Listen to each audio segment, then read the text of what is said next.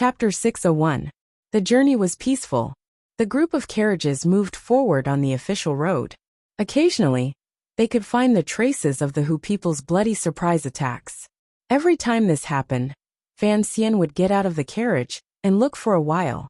Then, he would have his subordinate Second Bureau intelligence officers carefully gather all kinds of information. Stopping and walking like this, it only took them 6 days to arrive at the most remote and shortest-lived city in the Qing Kingdom, Qingzhou. Qingzhou was very different from what Fan Xian had imagined. Before coming here, he had carefully looked at the intelligence reports in the council, and had even specifically asked the Great Prince about the specific situation on the Western Front.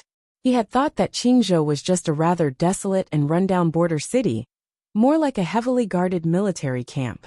Unexpectedly, when his group entered the city, they found that other than the soldiers walking back and forth, most of the people in the city were merchants.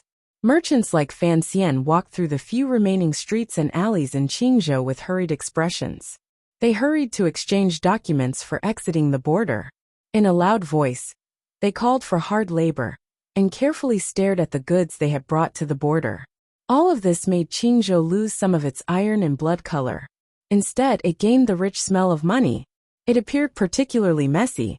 Fan Xian had thought that the court had set up a province here, mainly for symbolic meaning. Qingzhou would be particularly small and dry. He had not thought that this place would have the feeling of a little Suzhou. He sat on the shaft of the carriage and looked at the scene in front of him with a pained smile. He didn't know what to say. Speaking of which, Qingzhou's abnormal prosperity was inextricably linked to Fan Xian. In the small city, most of the brave merchants who were busy entering the grasslands came from Jiangnan. The Qing court had always strictly prohibited trading with the Hu people. 3 years ago, Fan Xian had remonstrated with the emperor and secretly relaxed this rule. Salt, iron, and grain were strictly prohibited from being sold to the Hu people.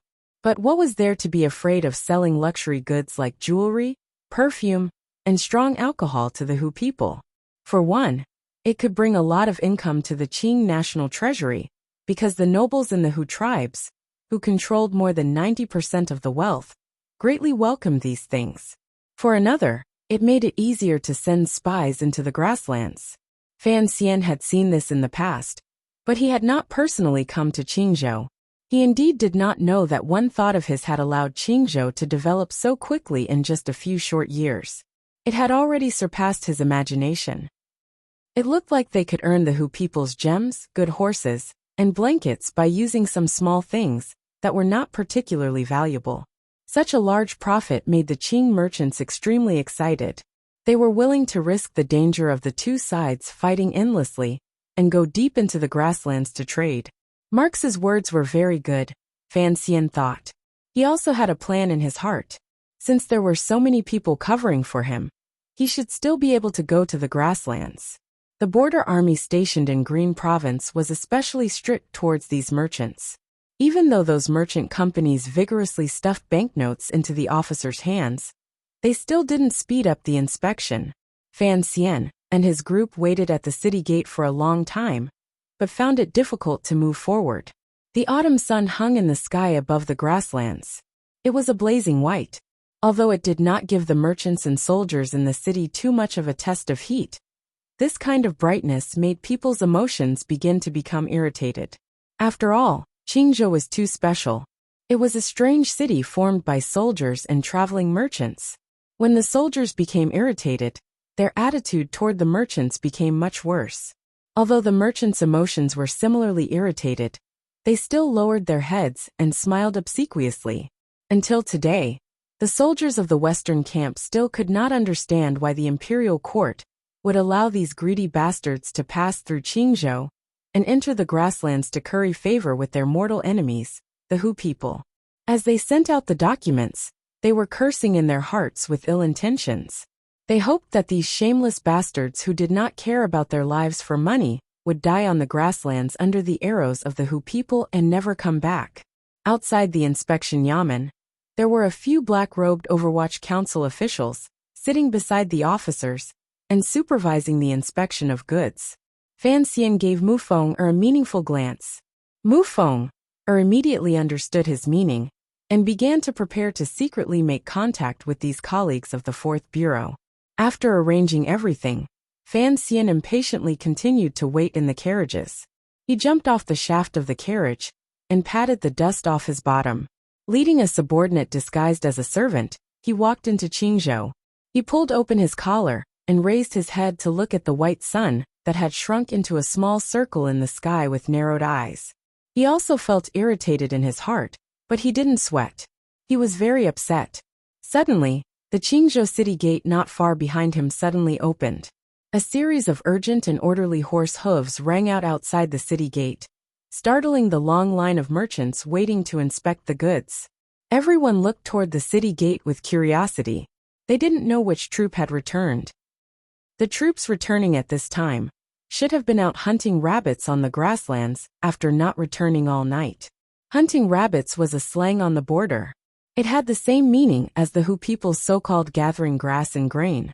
The Qing kingdom and Shi Hu had continuously stabbed at each other. They relied on this kind of sweeping and counter-sweeping to maintain the blood hatred between them. Although the Qing army was powerful, the troops that dared to leave the city to fight in the middle of the night still appeared very courageous. Fan Xian also heard the dense sound of horse hooves. He pulled his gaze back from the sky and looked toward the city gate.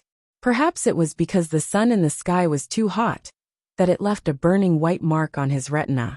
When he gazed at the group of weather-beaten riders outside the city gate, particularly the general at the very front of the riders, it was like he was looking at the sun. The general leading the riders bravely attacking the grasslands at night was not tall. Contrasted by the armor, she appeared slightly thin and small. However, Fan Xian felt that her body was suffused with light, especially the pair of eyes under her eyebrows that were as dark as the distant mountains. Her eyes were still very bright, so bright that there was not a trace of impurity.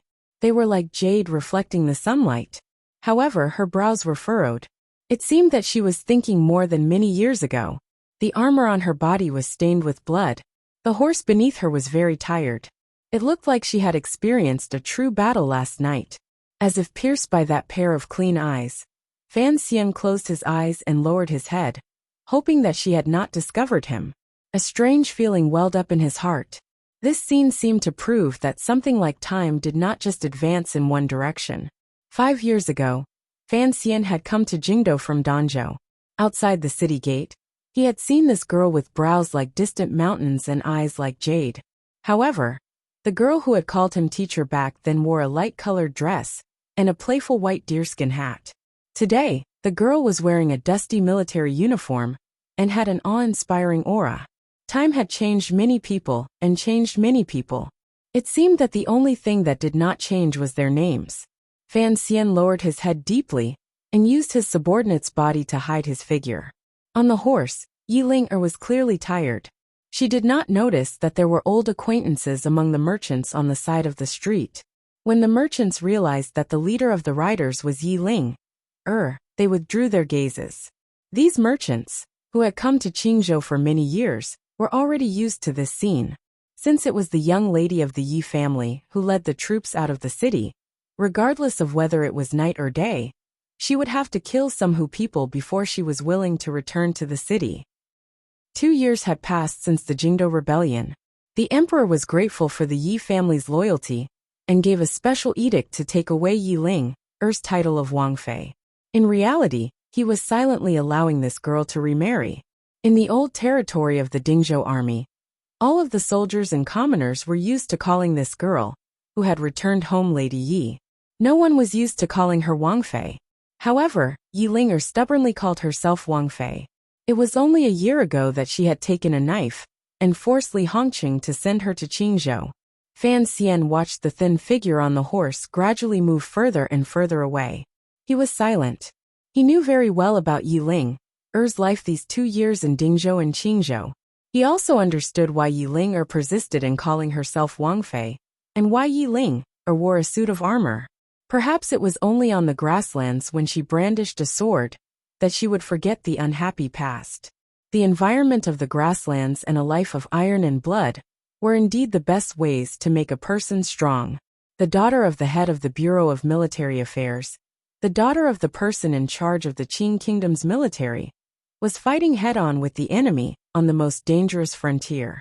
This was probably something that had never happened before in history. Because of this drama, what Yi Ling received was no longer just sympathetic gazes and rumors, but respect and fear. Fan Xian was not worried about Yi Ling's safety, because Li Hongqing would certainly not let Yi Ling sink into a dangerous situation. The people on both sides of the frontier all had a natural respect for the Yi family.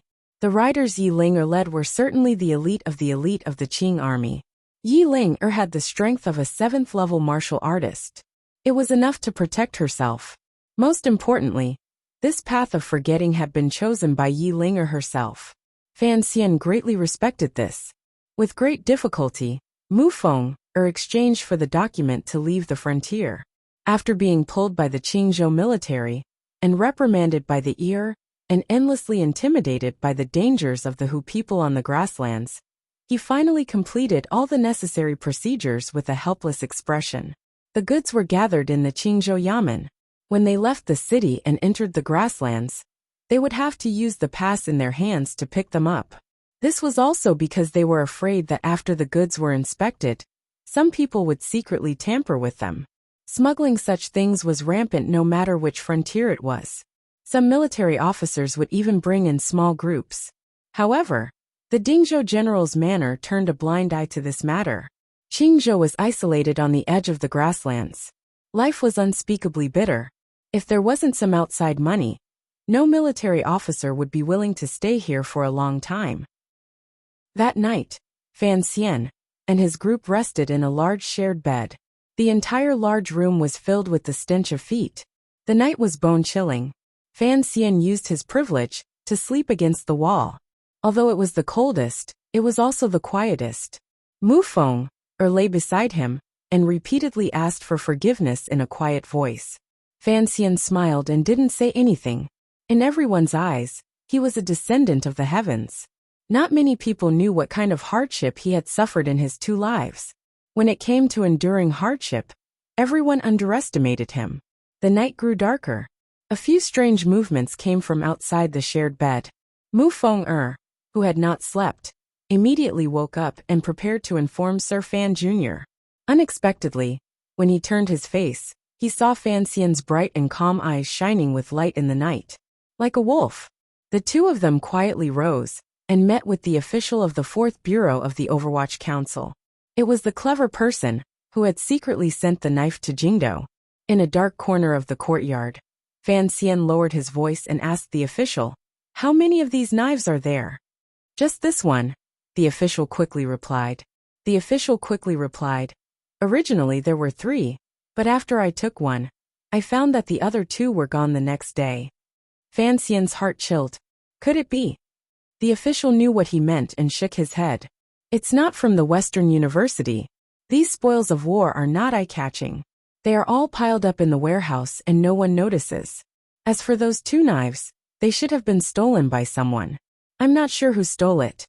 "You didn't watch that night?" Fan Xian stared into the official's eyes. The official raised his head and replied in a small voice, "I watched all night and didn't find anything." He paused and then said, "If someone could steal a knife in front of me, it must be an ace." For some reason, Fan Xian trusted this subordinate's confident judgment.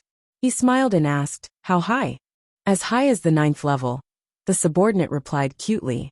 After a few words, Fan Xian found that he liked this 4th Bureau official, whose name he didn't know very much. He didn't know where this liking came from. He glanced at the official curiously and didn't say anything.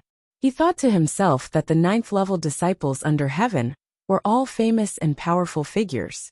How could a 9th level appear in this remote Qingzhou?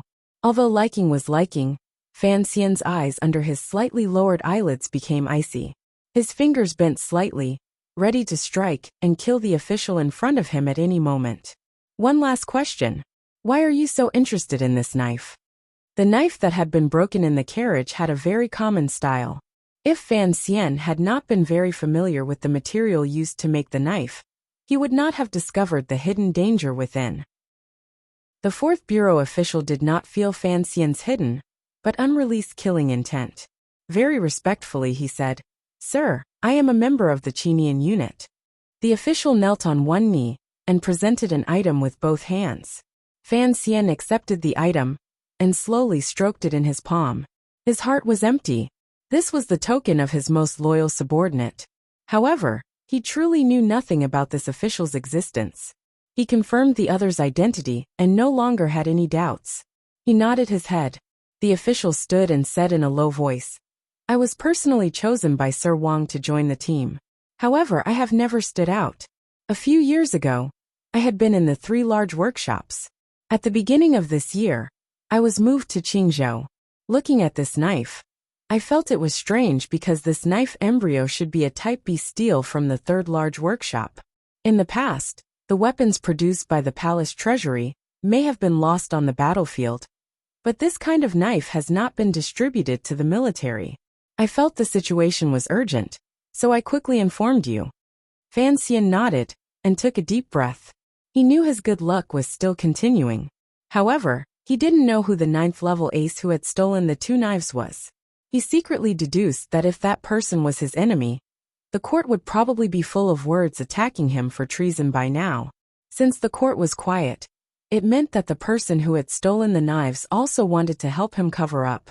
"So, you were personally chosen by Lao Wang." In the darkness, Fan Xian smiled. It was impossible to see that his smile was slightly twisted. "No wonder your words are so interesting." Fan Xian opened his mouth again and said, "Concerning the name Songji Xianling, have you found anything?" The official stood and reported seriously, "There have indeed been a few more outsiders in the Hu King's camp these 2 years, but there is no Songji Xianling. I have no leads." Fan Xian said. "I have already had the 2nd Bureau investigate this name. Wait here. Once there is news, immediately send someone into the grasslands to inform me." "You are going to the grasslands?" "I am going to find the person who stole the knives." Fan Xian's voice was very cold. Immediately after, it softened. He patted the official's shoulder and said, "You did well this time. After you finish investigating this case, return to the capital to help me. Thank you for your promotion." The official was overjoyed and knelt down to accept the order. He lowered his voice but could not suppress his joy. "I haven't seen Sir Wang in 2 years. I wonder if he is well." Concerning Wang Qinyan's whereabouts, Fan Xian had never made it clear to the officials in the council. Everyone, including Yin Bingyan and the others, thought that Lao Wang had gone to carry out the commissioner's secret mission. No one suspected anything. The Overwatch Council officials on the periphery knew even less. Hearing these words, Fan Xian was silent. He thought to himself, "Wang Qinian, that old bastard. He has already left, yet he continues to help me. How could I not miss him?" The opening ceremony of the Paralympics last night was very good. If there are friends who didn't watch it, it would be best to watch the replay. Otherwise, it would be a pity. Another thing. Yesterday, I watched Zhang Xiaohua's first chaos in history. I've been nurturing him for a few months. After watching it all in one go, I almost laughed my head off.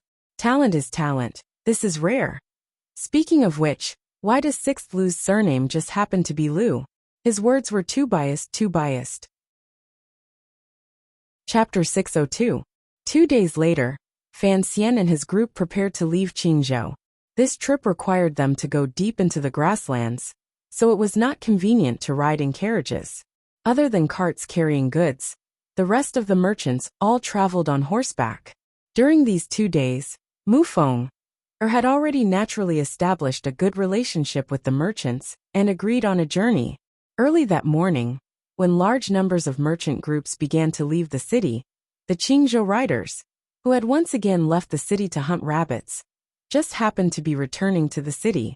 The 2 groups brushed past each other. The riders did not look directly at these merchants. Although their superiors would sometimes send these riders to escort these merchants, most of the time, the 2 sides rarely interacted. Without the Qing army escorting them, perhaps these merchants would be safer. Yi Ling with a tired expression, sat on her horse. A few strands of black hair leaked out of her helmet and mixed with her sweat. It was sticky. She used her finger to play with it. Her gaze unconsciously flickered to the merchant group outside the city gate. It was just a glance, but it was like she was attracted by a magnet. Yi Linger furrowed her brows and looked suspiciously at a young merchant standing next to a horse in the caravan. The merchant wore a cotton robe.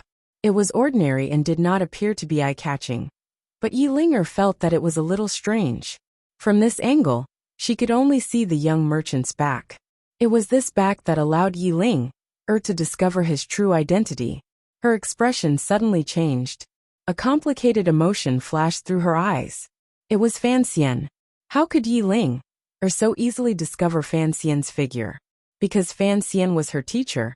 He had once taught her little tricks for a year. Yi Linger had also taught him the Yi family's coffin breaker, without holding anything back. Their palms crossed and their bodies fought. They were familiar with each other's movements, habits, and body characteristics to a terrifying degree. Yi Linger stared in a daze at the figure's back. Biting her lip, she suppressed her emotions. She did not ride forward. Instead, she cracked her whip, called out to her teacher, and cried loudly. She knew that since Fan Xian had come to Qingzhou in disguise and had not come to see her, then it was certainly not a private matter. Rather, it was an important mission for the court. The Overwatch Council wanted to make some noise on the grasslands.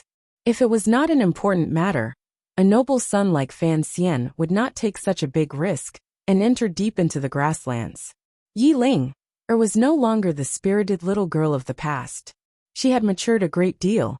She would not expose Fan Xian's identity in front of everyone. She only glanced deeply at his back, and then silently led her horse toward the manor. After entering the government, she didn't even rest for a moment before she said, "A few days ago, the Dingzhou General's manor gave the order for the autumn hunt. It is time for us to make some moves." A general who was listening at the side felt a chill in his heart. He thought to himself that Miss was getting more and more ruthless. It was just that they had launched an attack in the middle of the night, and their men and horses were already exhausted. He explained, "The great general's orders are clear. Qing province is not within the scope of this autumn hunt. Then we'll make it ourselves." Yi Linger lowered her head. She was no longer a little girl who had come to play, but a female general with a lot of experience. Add to that her identity and background, and the words she spoke. Even her immediate superior had to consider them seriously. No one knew why Yi Linger insisted on the Qingzhou army joining the scope of the autumn hunt. No one knew that the commissioner of the Overwatch Council, Fan Xian, had come to Qingzhou, left Qingzhou, and entered the grasslands. Yi Linger's suggestion was to use the Qingzhou riders to attract most of the Hu people's attention and protect the safety of the merchant group along the way. There have been especially many merchants this year. No one knows if the Hu people will suddenly go crazy. The nobles of the Hu tribe are still counting on the merchants to bring in an endless stream of goods. How could they go crazy? The general thought to himself and furrowed his brows. Don't worry about those merchants. If we send out troops, I'm afraid it will make things more inconvenient for them. Yi Linger didn't say anything. She lowered her head and thought that if the 3 roads into the grasslands were thrown into chaos, it should make it easier for Fan Xian to do things. Although she didn't know why Fan Xian had risked his life to enter the grasslands, she only knew one thing. Her teacher had always been the best at obtaining the greatest benefit from chaos. During these 2 or 3 days, there were suddenly many outsiders in the Dingzhou headquarters behind Qingzhou.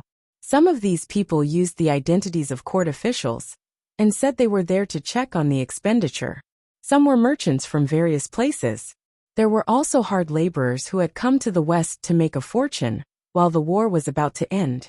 These people's identities were very messy, so they didn't attract much attention. They were only faintly divided into many small groups. There was a leader in each group. Just as Fan Xian's group left Qingzhou and began to head toward the Grasslands King's tent in search of Songji Xianling, these leaders quietly entered the general's manor. There was an important matter in the general's manor, so all the unrelated people had been chased out of the manor.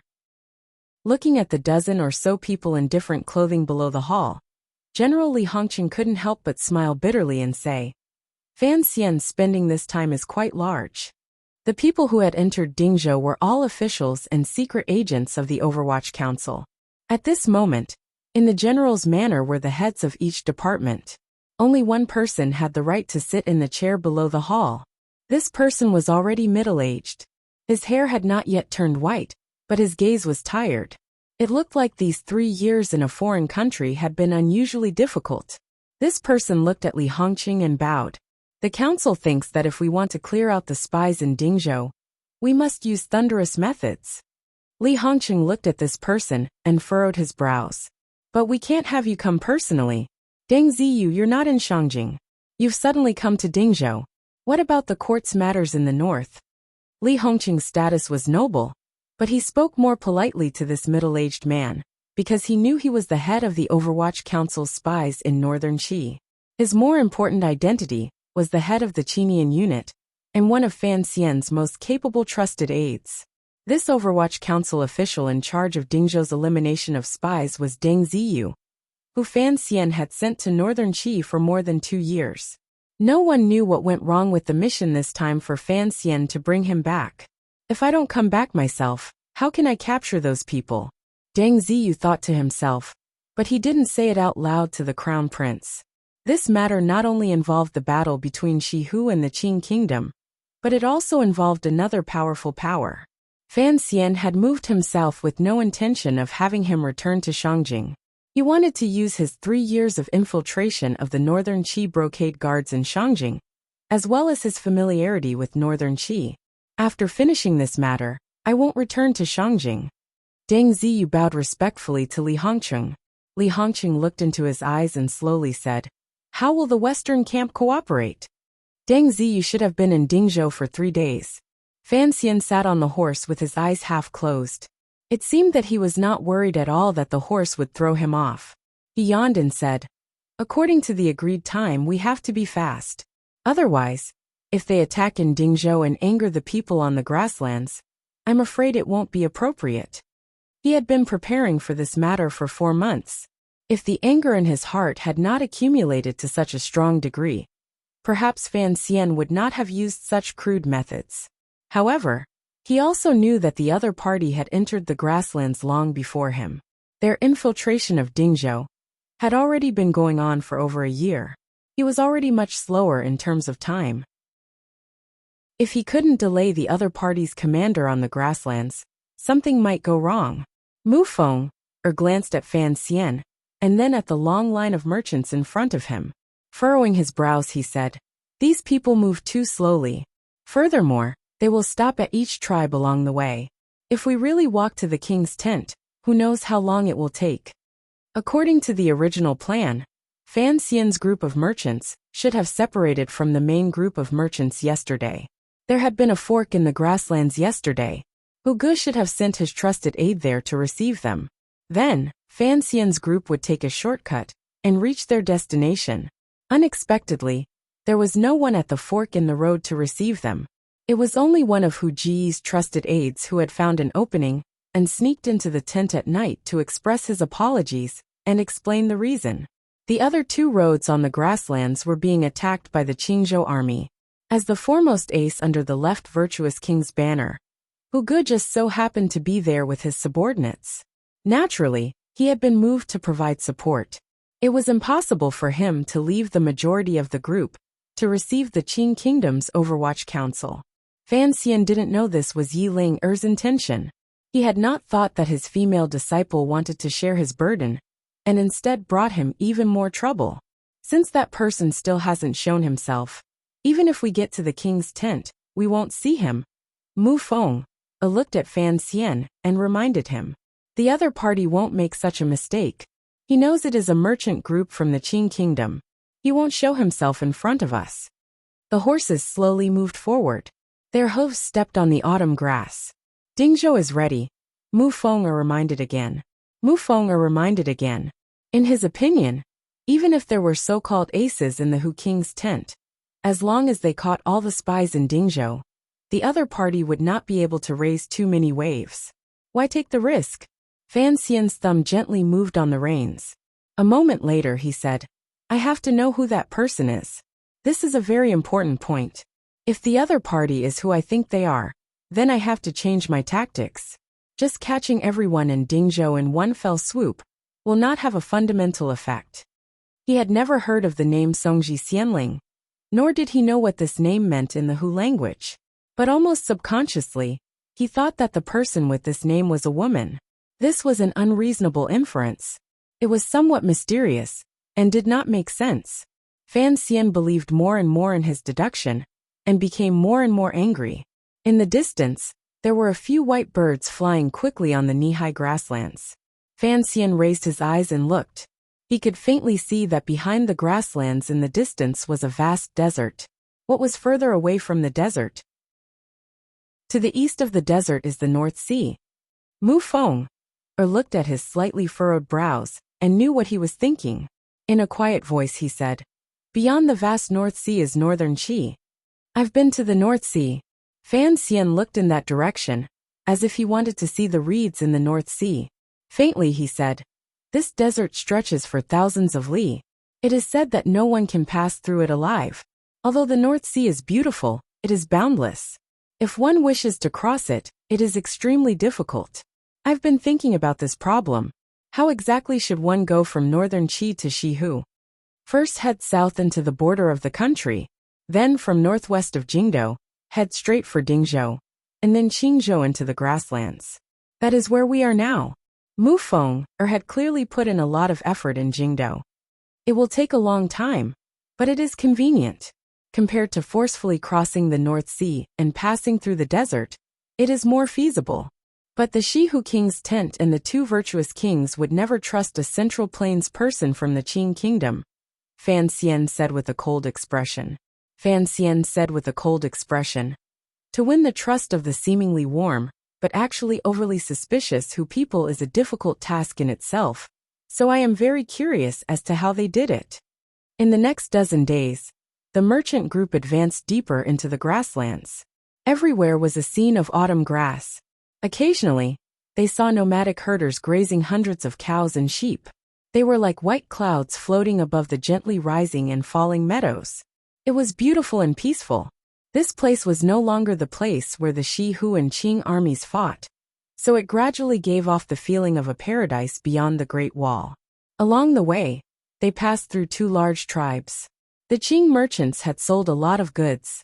The entire merchant group appeared much lighter, and their speed also increased.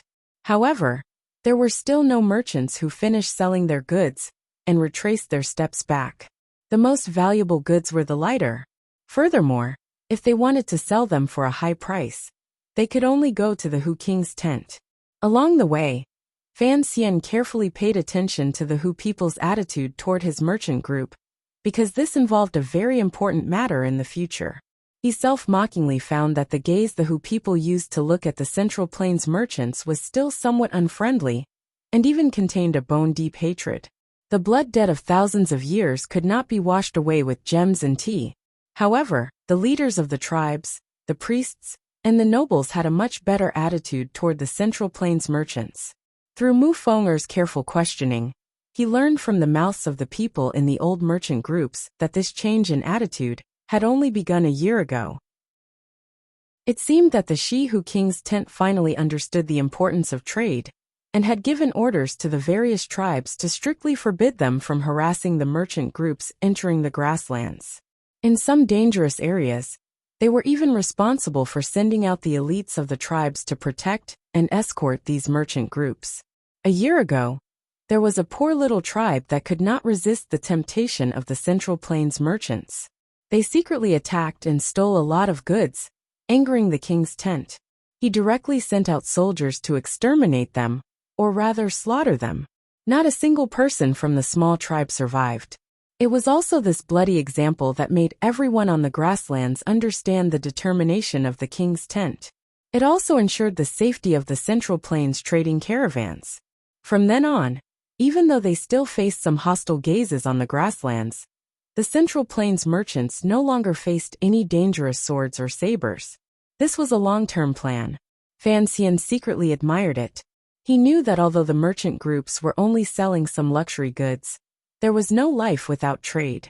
As long as the merchants on the grasslands were guaranteed to be unobstructed, who knew if the merchants of the Qing kingdom, Dongyi, and northern Qi would secretly disregard the Qing kingdom's ban and secretly send daily and military supplies into the grasslands for the sake of profit. If this went on, and the border was relaxed, the power of the Hu people would grow day by day. That day, the king's tent finally arrived.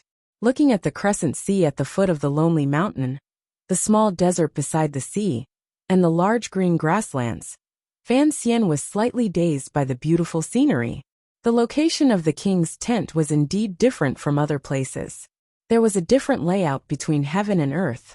In particular, the green grasslands made Fan Xian feel strange. It was autumn, so why was the grass still green? On the side of the lonely mountain, countless cows and sheep were scattered across the wide grasslands. The young women of the Hu tribe were washing pots and utensils by the crescent sea, preparing to welcome the guests from the central plains. It was quiet. The sky here seemed to be much lower than in other places. It almost touched the ground of the grasslands. The autumn wind blew slightly, and the grass bent low. It was very refreshing. Fan Xian dismounted and glanced at a normal Overwatch Council official behind him. He smiled and turned his head. Looking at the beautiful scene in front of him, he couldn't help but shake his head. After a while, the king would personally host a banquet to entertain these esteemed guests. The Western Lake man led the Central Plain merchants to a tent on the shore of the Crescent Sea and had them rest. After a while, the king would personally host a banquet to entertain these honored guests. This group of merchants was probably the largest group of merchants this autumn, so the king's tent was very attentive in entertaining them. However, Fan Xian still felt it was strange. The Western Hu people's attitude seemed to be overly good. Did that Songji Xianling really have such a deep influence on the king's tent? After eating some food, Fan Xian rubbed his stomach and walked out of the tent.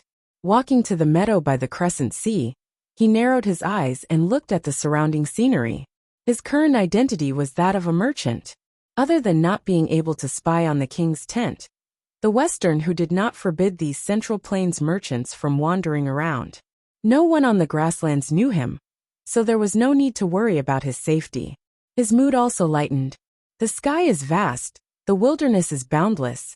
He only had time to say these words before he was interrupted by a cry of praise from beside him. Fan Xian turned his head and saw a young man walking quickly to his side and hurriedly calling out good. Chapter 603. Fan Xian looked at the young man and smiled. However, the thoughts hidden deeply in his smile were not discovered by the young man. He had stood on the meadow for a long time and watched the young man walk out of the king's tent. He waited for the young man to gradually approach the meadow before he said those 6 words. He wanted to give the young man a chance to strike up a conversation, because he knew that the young man who had walked out of the king's tent would want to speak with the merchants of the Central Plains. Striking up a conversation was one of Fan Xian's best skills. Back in the day, the northern Qi Saint girl Haitang had also lost to his skill of the tongue, much less this young man. Of course, the young man chuckled. Although it was only 6 words, the aura of the grasslands was immediately forced out by them. This was an excuse. It was an excuse that the young man, who had been lonely on the grasslands for a long time and urgently needed to chat with someone from the Central Plains to relieve his homesickness, had found. His long years of working as a special agent of the Overwatch Council allowed Fan Xian to quickly make a decision in such a short amount of time. The young man's appearance was clearly not that of a Hu person, but he had walked out of the king's tent. He must have some connection to the person he was searching for, which was why he had acted. Someone from the Central Plains? Fan Xian looked at him suspiciously and asked, "I didn't see you in the merchant group. When I came back last time, there were some goods I didn't sell. The king treats us guests very well, so I stayed behind to see if there were any benefits." It was clear that this young man was not an expert liar. Fan Xian heard some problems in his tone. "This is my first time here." Fan Xian chuckled and pointed at the Crescent Sea and grasslands in front of him. "I didn't expect the scenery on the grasslands to be so enchanting. If you look at it for a long time, you'll get tired of it," the young man said with a pained smile. "Oh, I just got here today, and haven't gotten tired of it yet. How long have you been here?" Fan Xian asked curiously. "Everyone says that the Hu people are barbaric. Aren't you afraid that they'll suddenly go crazy? After his disguise, Fan Xian had a handsome and sincere face. Additionally, his relaxed tone and sincere attitude made it easy for him to gain the trust of others. His conversation with the young man continued very naturally. This young man's surname was Wei Wuqing, which was probably a fake name. According to him, he was also one of the businessmen who came to the prairie, but he was forced to stay in the prairie. He had been here for more than 3 months. However, Fan Xian already had a plan in his heart. He would not believe these excuses. If they were merchants, how could they so easily enter and exit the king's tent? To deal with the homesick young man with sincerity, he easily got some information out of him by using the treachery in his sincerity. The young man's attire and the worn leather boots revealed that he had spent a long time on the steppe. Through these conversations, Fan Xian obtained a lot of useful information. For example, there should be more than one young person from the Central Plain who had stayed in the Crescent Sea King's tent. There were at least 10 people who had stayed for a long time. There were also some slight changes in the king's tent these 2 years. In the end, this is the territory of the Hu. After clearing out the goods, Brother Wei, you should return to the Central Plains. Fan Xian sincerely invited. If you come with us, your safety will be guaranteed. Wei Wuqing paused and didn't know how to respond. Looking at the young merchant's sincere expression, he felt a bit of guilt in his heart. He didn't understand why he had talked for so long with this seemingly normal young merchant. He could feel that this conversation was very comfortable. The other party was a person worthy of trust. If Wei Wuqing's deduction got out, the entire world would probably laugh their heads off. Was the Qing Kingdom's Fan Xian someone who could be trusted? All right, I'll go ask the elders in the tribe. Wei Wuqing replied with a forced smile. Fan Xian was not stupid enough to directly point this out. He rose from the meadow and patted his bottom. Brother Wei, see you tonight. At night, the Western Hu King's tent held a banquet to entertain the merchants from the Central Plain. If Wei Wuqing was truly a merchant, then they would certainly meet at the banquet. Wei Wuqing hesitated for a moment and then explained. The banquet tonight is to entertain you. We probably won't come. Wei Wuqing doesn't have an accent, but he is certainly not a merchant. Fan Xian drank a mouthful of goat milk wine and furrowed his brows uncomfortably. He said to Mu Feng beside him. Furthermore, he has been on the grasslands for at least a year. There are at least a dozen people with him who can enter and leave the king's tent at will. Mu Feng glanced at him and asked in a low voice, Is it the person we're looking for? It should be. Fan Xian seemed to have not expected his luck to be this good. He immediately shook his head. Wei Wuqing is not a professional spy. Otherwise, he wouldn't have made such a big mistake. I'm thinking, what exactly do these Central Plain people want to do by staying in Western Hu territory? Fan Xian put down his bowl and looked at Mu Feng. Most importantly, the person called Songji Xianling has yet to appear. Regardless of how Wei Wuqing and his group can help Western Hu, the reason the Western Hu King trusts them so much must be because of Songji Xianling. As you wish, I went to ask around, but I didn't directly say the name in fear of drawing attention. Mu Feng reported. However, during these 2 years, the chief of Western Hu has not taken a concubine. Other than his first wife, he hasn't even had a woman. Fan Xian paused for a moment. From the beginning, he had thought that Songji Xianling was a woman. That was why Mu Feng had investigated from this angle. Hearing Mu Feng's report, Fan Xian couldn't help but laugh at himself. If it really was her, how could she have become the chief's favored concubine? There's another problem, Mu Feng said seriously. I feel that Wei Wuqing's appearance was too coincidental, so coincidental that it cannot be explained. His words cannot be completely trusted. What if it is a trap or a misdirection? My target has never been the Central Plain people in the king's tent, Fan Xian said seriously. Wei Wuqing's appearance may seem coincidental to you, but I don't think it's coincidental at all. He shook his head and said, The grasslands and Central Plain are 2 completely different worlds.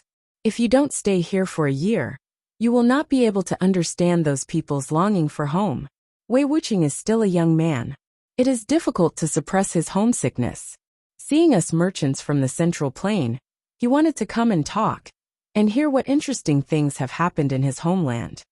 Could homesickness really make people so uncomfortable? Mu Feng furrowed his brows.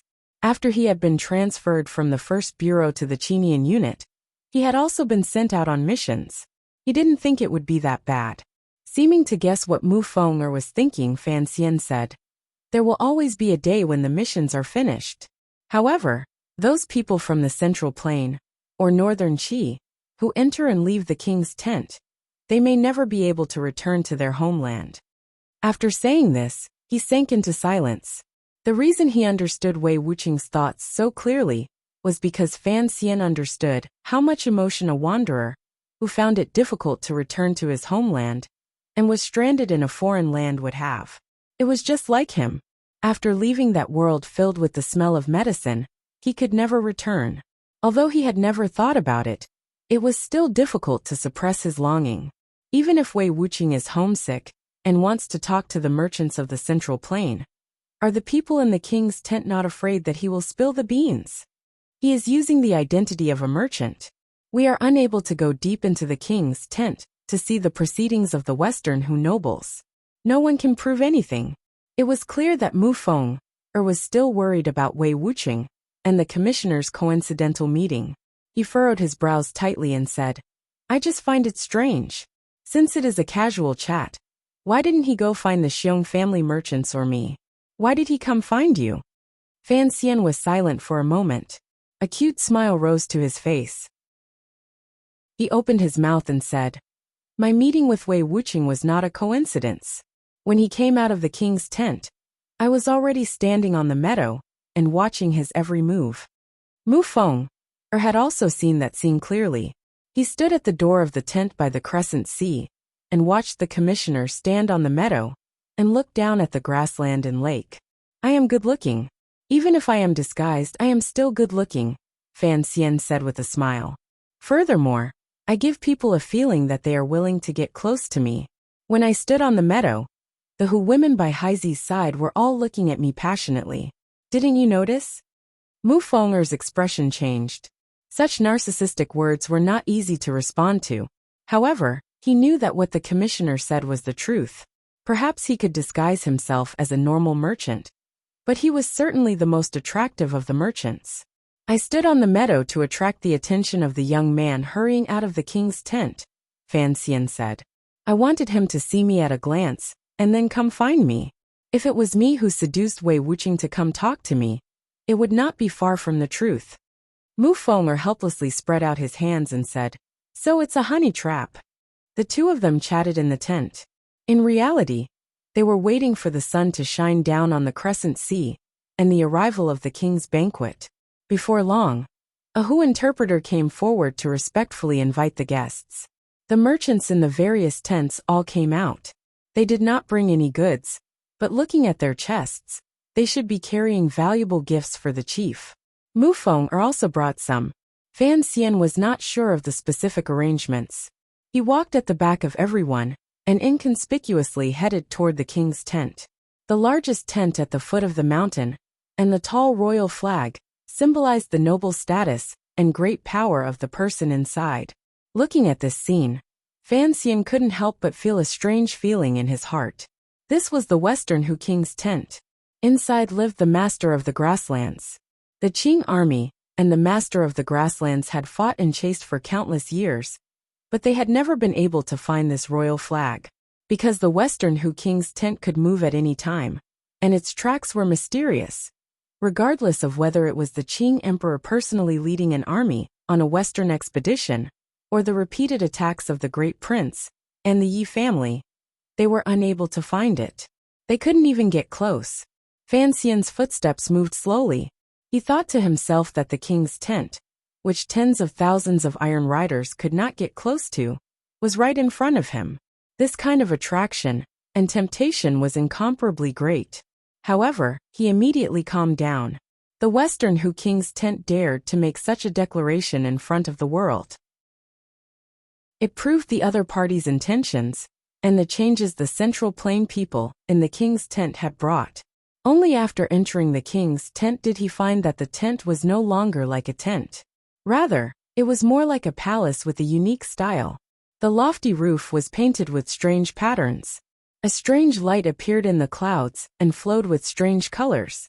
It immediately gave Fan Xian a strange sense of familiarity. It was like he had seen it somewhere before. His status was the second manager of the leading merchant in Shazhou. Compared to the other major merchants, his status was much lower. He only followed Mu Feng.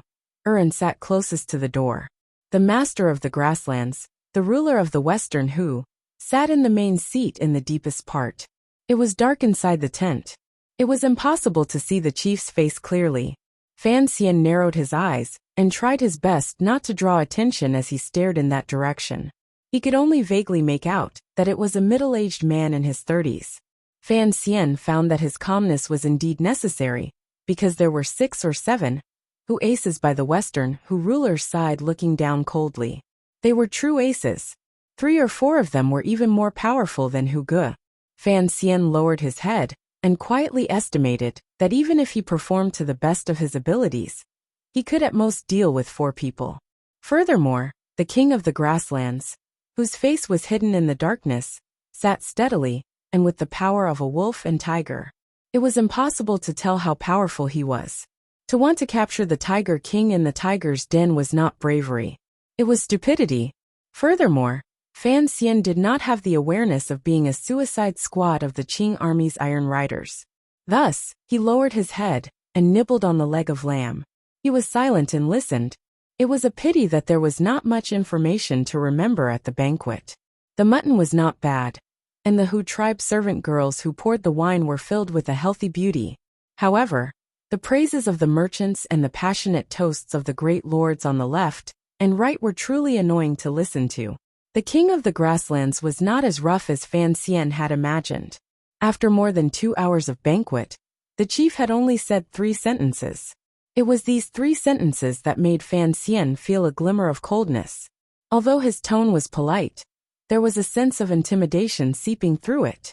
In the detailed intelligence reports of the Overwatch Council, there were not many records of the chief. For one, the king's tent had always been secretive.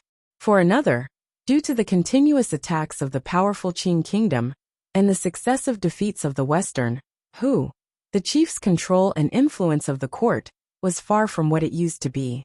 The reputation of the left and right virtuous kings had gradually grown. When the father of the current chief died, there were even rumors of choosing one of the 2 virtuous kings to succeed him. Although the chief had inherited the court with great difficulty, the entire grasslands faintly regarded the 2 virtuous kings as the most powerful. The Qing kingdom's intelligence work had long turned toward the 2 virtuous kings' tents. They had somewhat overlooked the chief. No one would have thought that the young chief in his early 30s would be able to control the situation on the grasslands so well and begin to greatly weaken the power of the left and right virtuous kings. In particular, he stood his ground against the opinions of the masses and welcomed the Man tribe brothers from the snowy plains in the north. He brought the tens of thousands of Man elites into the personal guards of the court. His power immediately increased explosively. Furthermore, there were so many people from the central plain in the chief's tent. What exactly did he want to do? As Fan Xian drank, he wondered about the chief's thoughts in the darkness. The chief seemed to sense something strange. Furrowing his brows, he raised his head. His eyes revealed a hawk-like gaze as he swept his gaze across the banquet. He didn't discover anything. When his gaze landed on the door, Fan Xian was drunkenly peeking at the bulging chest of the Western Hu girl beside him. With a glimmer of caution and reluctance, he played the role of a merchant's attendant very well. It was still the same old saying. The Qing Emperor and Fan Xian were the 2 most powerful actors in the world. After the large banquet, countless merchants had been forced to drink by the Hu people. The oil lamps hung high in the tents, giving off wisps of black smoke. The chief and the left and right Gai kings had all gone to rest. Only the 2 masters and the good men of the Hu tribe remained, relentlessly grabbing the central plain merchants and forcing them to drink. Fan Xian and Mu Feng had long passed out from being drunk. They were carried back to their tents. It was a pity and rejoicing that the Western Hu people's actions were not as preposterous and shameless as the Central Plain people slandered them. At least, in the tents of these Central Plain merchants, there were no seductive Hu women as beautiful as wildflowers. After the lamp went out, Mu Feng sat up with great difficulty. Turning his head, he saw Fan Xian's bright eyes. The gaze was like a wolf's. Involuntarily his heart froze. In the common house in Qingzhou, Mu Feng had also seen this kind of gaze. It was completely unlike the usual gentleness and coldness of an adult.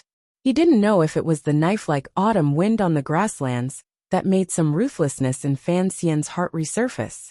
Fan Xian handed over a hangover pill and didn't say anything else. He walked out of the tent.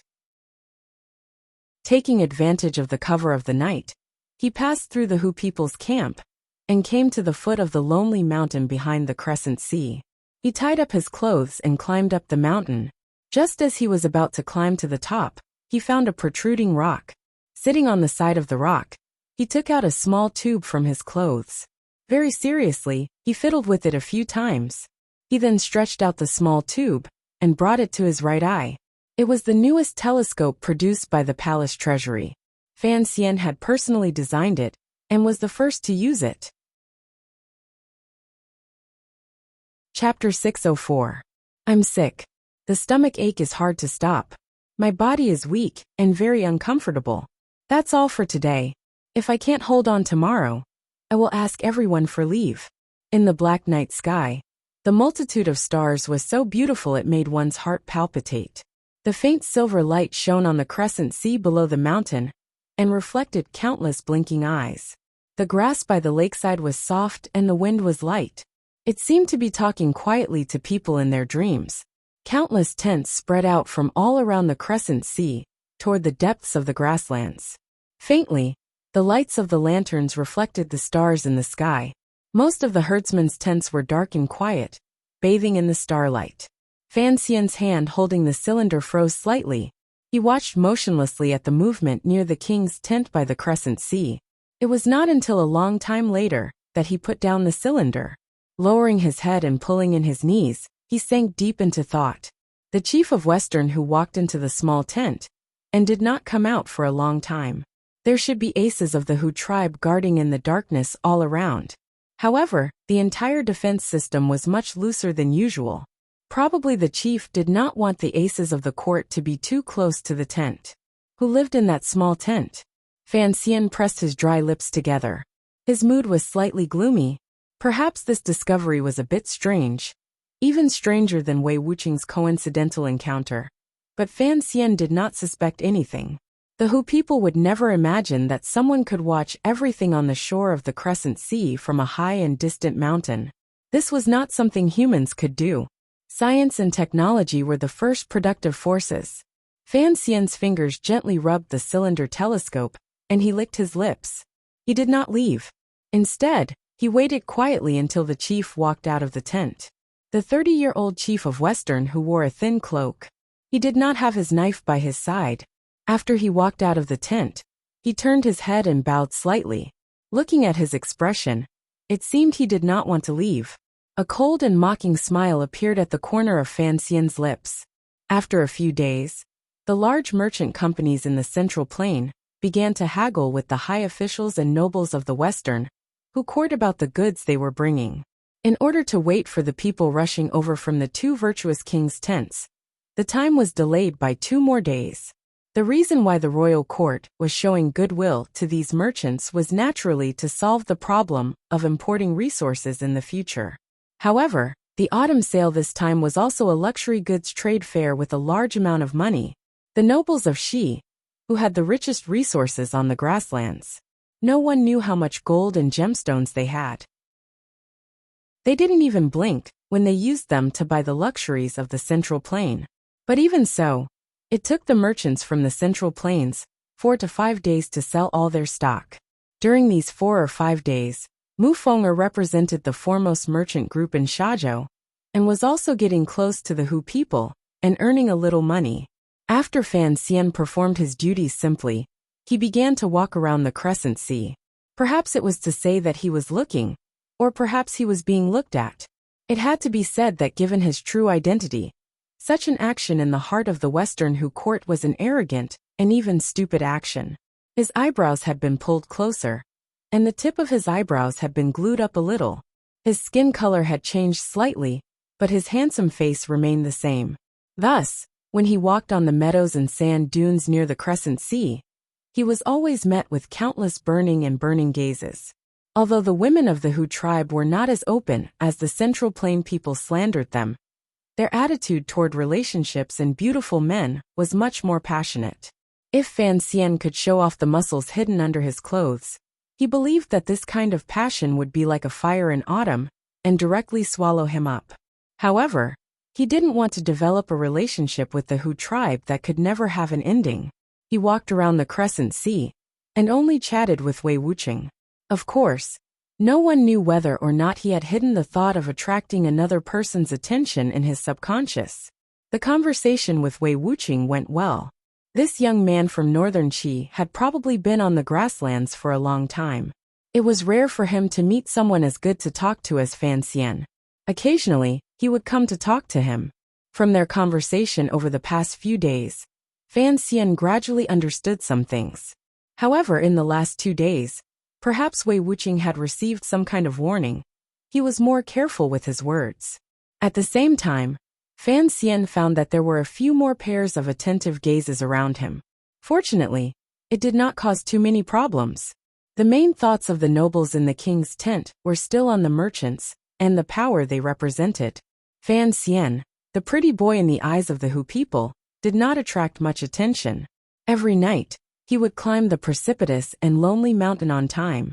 Holding a pair of binoculars, he spied on everything by the Crescent Sea. Late at night, the chief did not leave his king's tent every night to go to the small tent. But the frequency was unusually high. Fan Xian had long investigated. The small tents behind the king's tent were where normal Hu tribe servant girls lived. It was not very strange. What was strange was why the chief wanted to go there. What was strange was that Fan Xian and Mu Feng found that it was very difficult to get close to the small tents. There were many people protecting the small tents in secret, cutting it off from the world by the Crescent Sea. After waiting for 4 consecutive nights, Fan Xian became more and more confident in his deductions. However, he couldn't help but think mockingly that the master of the grasslands seemed to be acting a bit too respectful. Chilichuan. Under the Yin mountain, the sky was like a dome. It covered the fields. The sky was vast. The fields were boundless. The wind blew the grass to reveal cattle and sheep. Does anyone know where Chilichuan is? Does the Yin mountain refer to the mountain behind Haizi? Many of the tents near the court had been withdrawn. The area around the Crescent Sea became empty and quiet. The herdsmen who lived in search of water and grass had their own places to go. Without the goods brought by the merchants from the Central Plains, the leaders of the various tribes led their people back home. To them, the attraction of the royal court was still far less than the goods of the Central Plains. In a quiet tent, Wei Wuqing, who had been a member of the Western Hu court's palace treasury for a year, held a piece of paper in his hand and asked a companion beside him. These people had already been on the grasslands for a year. They helped the chief handle political affairs and gather intelligence. They had played an important role in the rise of the court. The Qing army's autumn hunt had already ended. The grasslands were preparing to welcome the arrival of winter. There were no major battles to prepare, so Wei Wuqing began to fall back on his old habits. Do you think you're still in Shangjing? Do you think you can still participate in the imperial examinations? One of his companions was clearly not in a good mood. He mockingly said, "When you have nothing to do all day, you just hold poems and songs and read them. Do you even know where you are?" Wei Wuqing was not angry. He chuckled and said, "This poem was given to me by a friend. It describes the scenery of the grasslands very well, so I memorized it. However, I don't understand 2 of the lines." These people carefully savored it and found that it was indeed the case. The words were simple, but they had a grand aura. It was not something a normal person could write. Just like this, the poem, "The sky is boundless and the fields is boundless," began to be remembered. It then spread to the Hu people around the court. It was then translated into the Hu language and sung by the Hu women as they waved their leather whips. It did not spread widely, but rumors were better than binoculars. They were born with wings, and were even better than Yi Liuyan's lightness skills. A serving girl carrying a jug of goat milk heard it as she passed by the tent. She stood outside the tent and gently put down the earthen urn. She stared blankly for a while before wiping her milk-stained hands on her clothes. The chief also learned of this poem that night, but he did not pay much attention to it. There were too many things that a mighty ruler needed to consider, and he did not think that this poem could bring about any problems. He was only asked by someone to ask a few questions. When he found out that Wei Wuqing had heard it from the merchants, he did not care. The merchants of the Central Plains had already left the court for 3 days. Would he chase them back just for a small poem? Chief Yu did not care much about this matter. So when he discovered that the servant girl carrying the goat milk urn had suddenly disappeared the next day, he flew into a rage. It was as if someone had dug out an extremely important treasure from his heart. Fortunately, the serving girl had left a letter and advised him not to be impatient. She would be back soon. Only then did the chief stop the idea of sending cavalry to chase after the merchants of the Central Plains.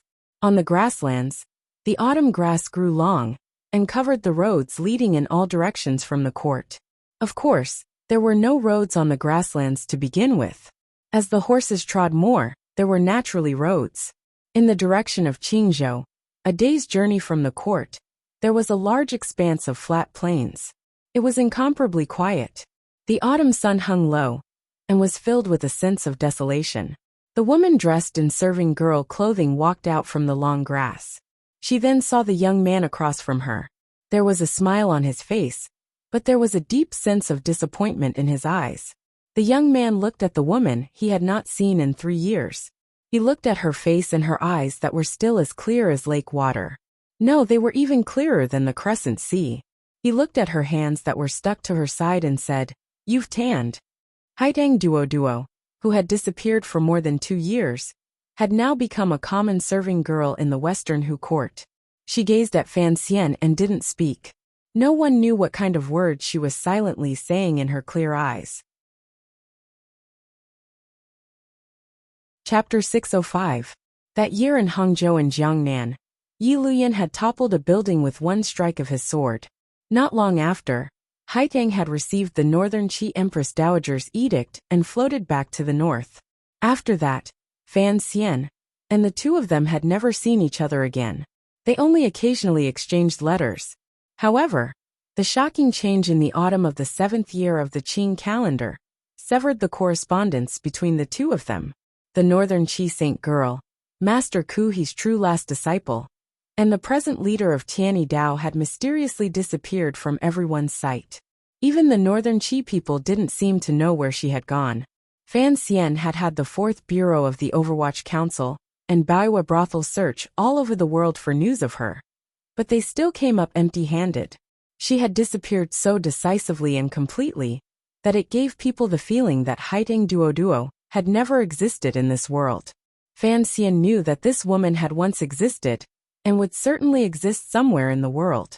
She was watching him and doing something because he had once held her hand and touched her heart.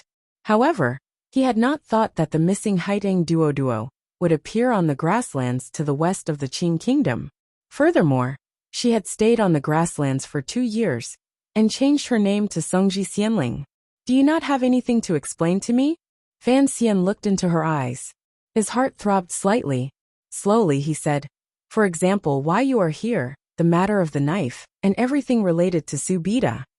Su Bida, the name of the chief of Shi Hu, couldn't help but carry a strange sense of mockery when spoken from Fan Xian's lips. It was not strong, but it pierced the heart. Haitang immediately raised her head and gently combed a strand of hair at her forehead. "Since you have already come, presumably you have investigated everything clearly. Why ask me again?" Haitang was dressed as a Hu tribe serving girl with a leather hat on her head. She looked mischievous and cute, particularly with the strands of hair poking out from the brim of the hat, making her appear even more childish and beautiful. However, Fan Xian's tone remained icy. "Some things it is one thing for me to find out. It is another for you to tell me personally. My anger lies in being hidden from me and used by others. You know my personality." Haiding was slightly startled. She pulled her hands out of her clothes and placed them in front of her. Very seriously, she gave Fan Xian a half bow and said, "My apologies." Although it was only 2 words, it was filled with remorse. Fan Xian looked at her. His expression did not change in the slightest. He also did not open his mouth. He only waited for her to give him an explanation. "Let's take a walk." Haiding did not explain why she had come to the plains, nor did she explain why those blades had appeared in the hands of the Hu experts. She only very naturally suggested that the 2 of them take a walk on the vast plains. Fan Xian was silent for a moment and then said, "All right." Parting the knee-high grass, the 2 of them left the path hidden in the grass and walked towards the depths of the uninhabited grassland. At this time, the autumn sun was hanging high in the sky. The little insects were agilely moving in the grass. It was quiet all around, but there was a greenish-yellow color in front of them, blankly looking towards the end of the sky. The man and woman had their hands in their clothes. They were like 2 little dots in the sky and earth, maintaining a steady speed as they advanced towards the end of the sky. If there was nothing else in this world, perhaps the 2 of them would be willing to walk like this forever, and not talk about the problems that would tear at one's heart and liver, and not talk about stories that would gradually pull each other apart. However, there were blue skies and white clouds in the sky, and wretched autumn grass on the plains. The 2 of them walked between the vast heaven and earth. In the end, they belonged to the mortal world. Even the way they walked now was difficult to be as harmonious as it was in the past. Was this not a heart-shaking loss? It has been many years since the Taoist sects have infiltrated Shihu. However, it has never been of much use. It is always difficult for the Hu people to trust the strategists of the Central Plains. The autumn wind gently blew against Haitong's red face. She sighed gently and opened her hands, feeling the vast aura of the grasslands. In a quiet voice she said, "She who has been beaten into a mess by the Qing army. If we want the Hu people to become a force that can stand against the Qing kingdom, even if it is a force that can slow you down slightly, it is still a very difficult matter." Fan Xian was silent and listened intently. Haiding walked slowly and looked at the sun hanging over the grasslands in the distance. Narrowing her eyes, she said, 2 years ago, before my teacher passed away, he gave me this mission." "What mission?" "Help the chief unify the grasslands and establish a country." Haiding looked at him expressionlessly. "As you know, although the Hu people are good at fighting, there are countless tribes that are only nominally controlled by the court. As a whole, they are like scattered sand. If they are unable to unify the grasslands and establish a true country, how can they slow down the Qing kingdom's pace of unifying the world?" Fan Xian smiled coldly and said, "In order to stop the Qing kingdom, you are willing to allow a new grasslands kingdom to rise on the grasslands. Have you ever thought that if the Hu people truly become powerful, what will it bring to the world?" Without waiting for Haiding to speak, he stared into her eyes and said, "When we were in Hangzhou, you once reminded me that the Hu people are ambitious and cruel by nature. For thousands of years, they have always taken pleasure in killing. Unexpectedly, you now want to put on armor for this pack of wolves. Is the threat the Qing kingdom poses to you so great that Tianyi Dao has to give up on the principles of the way?" Facing his gaze, Haiding didn't show a hint of fear, saying slowly, "It's not possible to build a nation on the grassland in a short period of time. The plan of my late master will definitely take place 20 years later. I have to admit that I was stunned when my master returned to Green Mountain with severe injuries. I've never thought that your emperor would be so formidable." She smiled self-mockingly and said, "Since the Iron Riders of the Qing army have already become a foregone conclusion, how could the Qi kingdom be willing to become fish under the knife? Of course, I had to think of some way to slow down your steps." Fan Xian furrowed his brows and waved his hand, stopping her explanation. Straightforwardly he asked, "This plan is indeed sinister and far-sighted. If the grasslands court can truly establish a true country, the Qing kingdom will probably never be able to sleep peacefully. Even if we take down northern Qi, we will always have to worry about the situation in the west. This will also give you some opportunities to take advantage of. But, he faintly said, although I have only seen Subita from afar, I know this chief's nature is like a hawk's. He is definitely not a normal person. Since Kuhi chose him before he died, how could you make him trust your troops and follow your plan? You said earlier that Tianidao's intention to infiltrate the Western Hu court is not something that has happened in a day or two. How can you do all this? Fan Xian lowered his head to look at the small leather boots on Haitong's feet. Northern Qi people have already begun to enter the Western Hu court to manage political affairs for Subita and make plans. Presumably, other than civil officials, there are also some military advisors who understand the Qing military situation. How did you convince the Hu people to accept these Northern Qi people?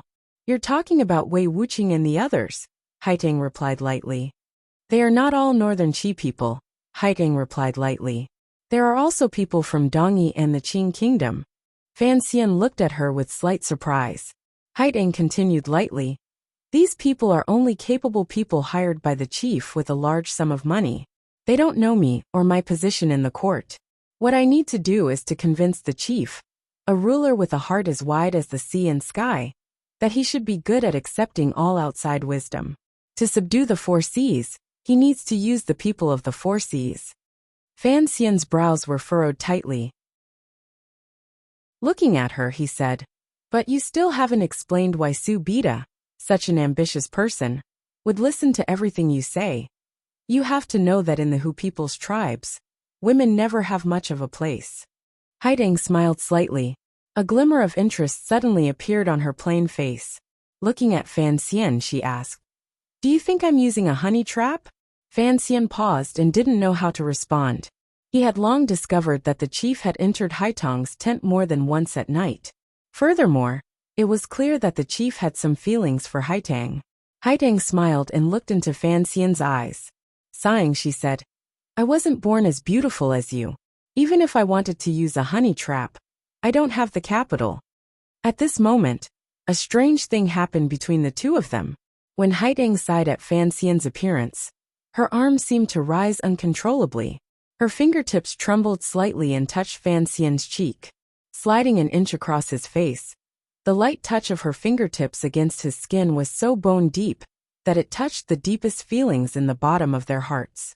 When the two of them realized that such a warm scene had occurred, they immediately froze. Fan Xian's body was slightly stiff. With great difficulty, he raised his left hand and grasped the hand beside his face. Holding it, he would never let go. Being held by Fan Xian's warm hand, Haitong's body was also slightly stiff.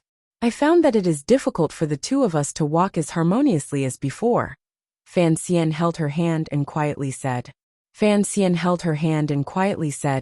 Perhaps the amplitude of the swing is not the same. If we hold hands, would it be better? But the steps are still not the same. Haitang had a serene and peaceful smile on her face, but her words carried boundless regret and disappointment. I have to try. Fan Xian didn't care what she was thinking. Holding her hand, he continued to walk deeper into the grasslands. There were only the two of them in the world. At least in this moment, there was no need to say such unpleasant things. Are you jealous? Haitang half leaned on Fan Xian's shoulder. Their hands were held tightly together. It was as if they were both afraid the other would suddenly let go. At this moment they were sitting on a meadow. Below the meadow was a small lake. Across the lake was the gradually setting sun. The golden rays of the setting sun drew a golden line on the surface of the water. Occasionally, a few wild ducks flew across the surface of the water, squawking strangely. This scene was very familiar. It was as if they were still in Jiangnan, by the lake. And it was still the same two people. Why would I be jealous? Fan Xian said with some dissatisfaction. Subita was able to suppress the left and right virtuous princes in a few short years. The power of the court is the most powerful on the grasslands. Although you helped, he is indeed powerful.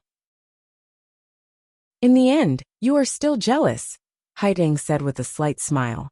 Her face did not have the pride of a normal woman, nor was there a trace of uneasiness. It was as if she was only stating a fact. Without waiting for Fan Xian to speak, Haitang leaned her head on his shoulder. This woman's shoulders had shouldered too many things since she was young. Although no one knew how old she was, or where she was born, her identity as the saint girl of Northern Qi and the successor of Tianyi Dao forced her to shoulder all of this.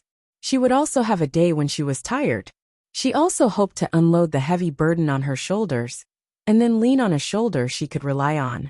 At this time, I came from the grasslands in the north. My name is Songji Xianling. I am the lost princess of the Karna tribe. Haiteng gazed in a daze at the setting sun across the lake and slowly said, on the grasslands in the north, I helped many people and led the last group of tribes moving south to the grasslands of Shihu. The children of the tribes that came to the south earlier acknowledged my identity as the princess of the Karna tribe. Thus, the chief had to pay attention to me, at least at the beginning, to the power behind me. Kana? Fan Xian turned his head and looked at her bright forehead. Faintly he said, to go around in such a big circle, in order to not make Su Bida suspicious, Ku He has truly put in a lot of effort. Although Haiteng had said it simply, Fan Xian knew that the northern man could not withstand the cold of heaven's might, and were forced to move south. There were countless deaths and injuries along the way, but they still left tens of thousands of riders on the grasslands. For Haiteng to be recognized as the leader by these northern tribes, she must have paid a very difficult price. The reason Chief Su Bida's court was able to sweep away the resistance on the grasslands in such a short time was largely because he had stood against the opinions of the masses and accepted his brothers from the northern grasslands. Thus, he had obtained the support of the tens of thousands of northern man riders. Looking at it now, Haiteng was probably part of this support. You are the northern Qi saint girl. Suddenly, you have become the saint girl of the northern tribes. Are you not worried that your identity will be exposed? Fan Xian said quietly. I believe in your intelligence and ability. The chief will certainly not be able to do without your help, particularly after seeing some results. However, your identity will always be a major problem. Expose what identity? Haiteng straightened her body and smiled slightly. Expose my identity as the successor of Tianyi Dao? Fan Xian thought it made sense. Even if Chief Su Bida knew Duodwa's true identity, it would not have any effect on his choice. But what about the tens of thousands of riders from the northern tribes? That was the greatest source of Haiteng's involvement in the matter of Shihu. If they found out that the princess of the Karna tribe was a fake, what would happen? Logically speaking, if Haiteng's identity was exposed, the northern Qi people's plot would collapse. This should be something that Fan Xian and the Qing people would be most happy to see. For some reason, Fan Xian believed that Haiteng would not make such a mistake. Perhaps, the already dead Master Ku He would not have not thought of this link that could easily go wrong. Thus, he listened quietly to Haiteng's explanation. What do you know about Karna? In the past, the court tribe of the northern grasslands had already been wiped out by Commander Zhan Qingfeng a few decades ago. From then on, the northern tribes were a group of dragons without a leader. Additionally, Shang Shanhu was guarding the northern gate, so they could not cause any more major trouble. Haiteng looked calmly into his eyes and said, what did you like to ask me the most in the past? Fan Xian's brows were furrowed tightly. He didn't know what connection these two questions had, but it was an important matter. He thought about it seriously. A moment later, he hesitantly said, I like to ask you how old you really are. He smiled and explained, although I don't mind older women falling in love with younger men, I was afraid that you would be 40 or 50 years old and rely on your youthful skills to deceive a pitiful person like me. An old cow eating young grass. How innocent is the young grass. A slight blush appeared on Haiteng's face, but it disappeared in a flash. Shortly after, she smiled and said, I still haven't answered you because I don't know how old I am. Fan Xian was silent. He knew that Haiteng was an orphan girl who had been carefully cared for by Master Ku He from a young age. I am 19 this year. Haiteng suddenly stared seriously into his eyes and said, my mother was a princess who escaped from the Karna court. Fan Xian didn't hear these words clearly. He thought to himself, 19? Then, when he gave her the aphrodisiac by the North Sea, she was only 14. Was he teasing a lowly or poisoning a youth? This girl was indeed younger than him. Wait, princess? Mother, The car in a court? He abruptly stood up and looked at Haitang in disbelief. Haitang was sitting hugging her knees and watching the ducks dancing on the lake with a peaceful expression. It was as if she didn't realize what a shocking secret she had just told Fan Xian. You are really the princess of the Karna tribe, Fan Xian said in a trembling voice. When it came to everything on the grasslands, he had calculated clearly. He had laid out all the countermeasures to the plot coup he had left behind. Even exposing Haitang's identity at the right time was part of his plan. He had not thought that Haitang's ability to influence the chief and secretly help the grasslands court build a country was not based on a fake identity. She was a princess. Haitang hugged her knees and placed her head gently on them. Looking at the pool of water and golden light in front of her, confusion appeared in her eyes. In a quiet voice she said, "You are indeed calmer than me. 2 years ago, when I heard about my past from my teacher, my reaction was much greater than yours." Chapter 606. Fan Xian looked at her and couldn't say a single word. He finally gradually understood a principle of the world. Perhaps everything was predestined. Duodwa's background appeared strange. Thinking about it closely, it was nothing more than Master Kuhi's occasional thought decades ago. However, this thought had floated into the future, landed in front of him, and landed on the grasslands in front of him. There was no need to consider how Haitang was able to make the people of the northern tribes believe her identity as a princess. There was no need to consider how she had done all of this 2 years ago. Since Kuhi had thrown out this variable before his death, he had long made preparations. Kuhi had deceived his brother and left behind a bloodline of the Ka-Erna court. How could he not have left behind some sort of keepsake or something similar? More importantly, your parents? Fan Xian asked quietly as he looked at Haitang's rarely seen dazed face. Haitang hugged her knees and didn't move. She felt this man's affection in her heart. He didn't ask about the grasslands and didn't press her. Instead, he immediately thought of the thing she cared about the most. They passed away when I was very young. The girl's face under the hat appeared somewhat lonely. Fan Xian didn't continue asking this question. As for Haitang's parents, how the last of the Ka-Erna nobles left this world, and whether or not it was Kuhi's doing, it was no longer important. Presumably, Haitang also didn't want to connect her teacher to that kind of character. However, she must have some guesses in her heart. Teacher said these words to me before he died, and let me choose for myself what I should do. Haitang looked at the ducks on the surface of the lake. Her brows gradually furrowed together. For some reason, the ducks no longer splashed in the dusk. Instead, they timidly hid in the few water plants by the side of the lake. Your choice was to listen to his suggestion and return to the tribe. Then you came to the grasslands. Fan Xian lowered his head and thought. Songji was the Ka-Erna surname. However, this tribe had been wiped out by Commander Zhang Qingfeng decades ago. So no one in the world would think that the name Songji Xianling had anything to do with the Hu people. A glimmer of pity flashed through his eyes. Looking at Haitang, he said, "If you want to take revenge for your mother's tribe, you should take revenge on Northern Qi. Why target the Qing kingdom? Revenge? I rarely think about things that happened decades ago." Haitang combed the strands of hair poking out from under the brim of her hat and glanced at Fan Xian. In a quiet voice she said, "Just like you, we all know that things like hatred often can't be washed clean. I just want to see how the people who share the same roots as me live. And gee, the Hu are actually also people. They also have the right to live. Who knows how many people have died along the way during this long journey to the south. Don't tell me the women and children in the tribe don't have the right to live. As for the great Qi kingdom," she lowered her head and laughed self-mockingly.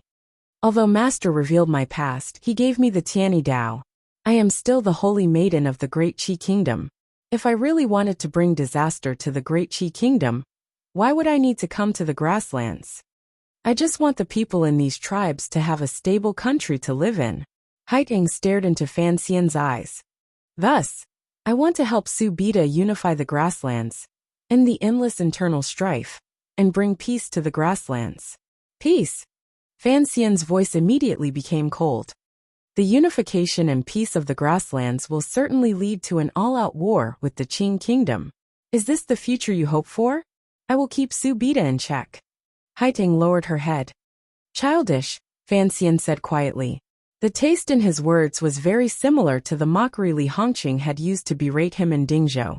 The ambition of a ruler is never something you and I can keep in check. Then what do you think I should do? Should I just watch as the Qing army invades west day by day, and one day take over the entire grasslands and slaughter all the people of the Hu tribe? Haiteng furrowed her brows. Everyone has the right to live. Do you still think there is a difference in value between the lives of the Hu people and those of the Central Plain? Of course there is a difference. The lives of those close to me are precious. Fan Xian did not back down. You only think about how the Hu people will survive. Have you ever thought about the soldiers and people the Qing kingdom has stationed on Shiliang Road? Traveling west, I don't know how many houses have been burned or how many women and children have been killed. If this is the peace you want, then I will destroy all of this. Fan Xian's eyes narrowed slightly as he stared at Haiteng's face.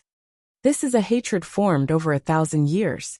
Our generation has no way of erasing it. You stand in the position of the court of the grasslands and hope the Qing kingdom will back down.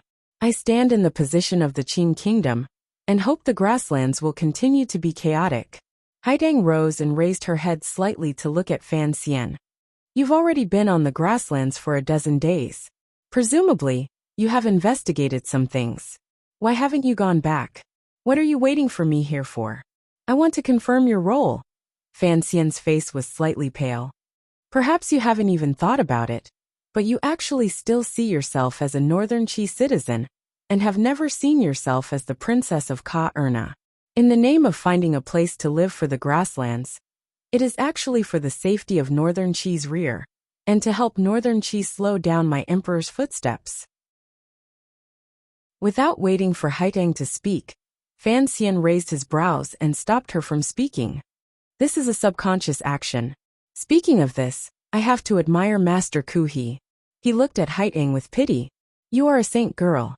You are the most outstanding figure after Ku He and Tianyi Dao. However, your entire life seems to be the same as mine. You have been controlled by a lofty figure. Every step you make is within his calculations. Regardless of whether it is actively or passively, Ku He is using you to protect his Qi dynasty. Ku He had raised Haiteng for nearly 20 years and understood his female disciple too well. He had long calculated clearly what Haiteng's decision would be after she learned of her past. He knew that no matter how Haiteng chose her path, it would follow his plans and give the Qing kingdom a painful blow. Haiteng's expression became more and more desolate. These 2 years of assisting Chief Su Bida on the grasslands had truly used up too much of her energy. Now, by the lakeside, Fan Xian had directly exposed the thoughts hidden under her leather robe. It was only now that she discovered the sliver of thoughts she herself had been avoiding. None of us are saints. It is impossible for us to view the people of the world as equals. If you say I am sinister, then you are also selfish, Fan Xian said with a slight smile. Fan Xian smiled slightly mockingly and said, You used the lives of the West-bearded people to delay the Iron Riders of the Qing kingdom. It is to Northern Qi's advantage, but have you ever thought? Do these people of the grasslands really need a powerful court and need to march east? Ku He is truly powerful. Fan Xian closed his eyes and slowly said. Although he lost to the emperor in the end, even though he died, he brought the Qing kingdom a great deal of trouble. It has to be said that the 2 brothers of the Zhan family are truly the best in the world. The Qing emperor had fought south and north all his life and rarely lost. The only time he had lost completely was at the hands of the Wei kingdom's commander, Zhan Qingfeng. Unexpectedly, decades after Zhan Qingfeng's death, before Ku He died, he had buried another landmine to the west of the Qing kingdom. You know I am not that kind of person. Haiteng did not get angry. She stood quietly by Fan Xian's side and said, However, among the many choices, I chose the best path for the grasslands and Qi. Fan Xian knew that Haiteng was not that kind of person. He was purposely trying to anger her. His gaze gradually grew cold. What about me? Haiteng turned her head to glance at him and said, You said earlier that we are not saints. It is impossible for us to consider the people of the world as equals. Presently, it is the Qing kingdom pointing its sword at the world. Northern Qi and Dongyi are both swaying in the wind and rain. If you expect me to consider the Qing kingdom's interests, is that not absurd? Absurd. Fan Xian stared into Haitong's eyes, as if he wanted to see into the depths of her heart. Faintly he said, "A few years ago in a restaurant in Shangjing, as the commissioner of the Qing Kingdom's Overwatch Council, I made that agreement with you. Is that not absurd?" He smiled self-mockingly. "That's right. I was a Qing noble, yet I had to raise my face to let you slap it. The Iron Riders of the Qing Kingdom were about to trample the world, yet I had to make an agreement with the saint girl of a foreign country. Peace? Goddamn peace. It is indeed absurd. My existence in this world has always been an absurd thing. Farming, drinking, and chatting had set the world for 20 years. Thinking back to when the two of them had walked arm in arm in Shangjing, drunk together in a building, and chatted together under the melon trellis in the garden, in a place no one knew about, the two most outstanding young people in Northern Qi and the Qing Kingdom had set a goal that was childish in the eyes of the common people, but particularly beautiful in their eyes. No war under heaven. Because of the two people who participated in this agreement, such a childish agreement seemed to be within reach and could become a reality at any time. This was because these two young people had great influence in their respective countries. If the situation did not change, the old people would gradually leave, and the future of the country would be in the hands of these two young people. A number of years had passed in the blink of an eye. The situation in the world had changed drastically because of the explosion of the Dong Mountain incident. The world was changing, and people were also changing. It had not even been 20 years, yet it seemed that Fan Xian and Haitang could no longer farm, drink, and chat. "I can't accept this." Fan Xian's face was pale, but his eyes grew brighter and brighter. "I've already left Danzhou for 5 years. During these 5 years, no one knows what I want to do. Only you know how much danger I've taken for this agreement, how much I've suffered, and how much I've helped Northern Qi." He stared into Haitong's eyes and said in a raspy voice, "You know all of this very well. I did not hesitate to take the risk of being accused of being a traitor 1,000 years later. Why? And you ran off without a sound, came to the grasslands, and began to stab me in the back. I can't accept this." Fan Xian's eyes gradually grew cold. Haitang looked at Fan Xian's face and listened to his faint words. For some reason, it was like her heart had been stabbed with a knife and began to ache. It was so painful that her face turned white. "I had not thought that this matter would implicate you." Haitang stared at him in a daze. She felt that the pain of the man in front of her seemed to have landed on her body. "I also don't know where those knives came from. After learning of this matter, I made a trip to Qingzhou. However, one of them was stolen by someone." Although Fan Xian had long guessed that it was Haitang's doing to have a 9th-level ace sneak into Qingzhou to help him destroy the evidence, hearing her personally admit it now made his mood slightly better. However, his expression was still very ugly. "You're still hiding it from me. The appearance of these knives has always been a strange matter." He grabbed the front of Haitong's clothes and gritted his teeth. "Your contact with the little emperor of Northern Qi has never been broken. This time, it is clear that he is tricking me. What else do you want to hide for him?" Haitang placed her hand on his. She didn't use any force. Looking into his eyes with pity and guilt, she said, "I truly don't know about this matter. I also don't know what problems have occurred in Shangjing. Why would the emperor do such a stupid thing?" It was indeed stupid.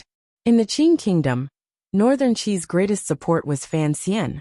Although after the Dong Mountain incident, Fan Xian had gradually severed his relationship with Northern Qi.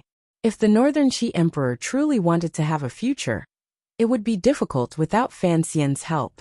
Fan Xian knew very well what the little emperor of Northern Qi was thinking. He moved closer to Haitong's slightly red face and said quietly into her ear, "Not stupid at all. He wants to force me to rebel? Impossible. 2 years ago in Jingdou, he wanted to use the eldest princess's hand to kill me and help the emperor ascend. I haven't settled this debt with him yet. How could I rebel?" There was a glimmer of mockery in his words, but Haitong's heart grew cold. This was the first time she knew that there was a shadow of Northern Qi in the rebellion in Jingdo 2 years ago. Thinking of it this way, the context of this matter became clear. The Northern Qi emperor knew that Fan Xian was a very vengeful person. He didn't continue to place his hopes on him. Additionally, Haitong had been on the grasslands for 2 years and was unable to act as a bridge between the Northern Qi emperor and Fan Xian. The two sides gradually drifted apart. For the sake of Northern Qi's safety, the Northern Qi emperor would certainly choose to destroy the relationship between Fan Xian and the Qing emperor.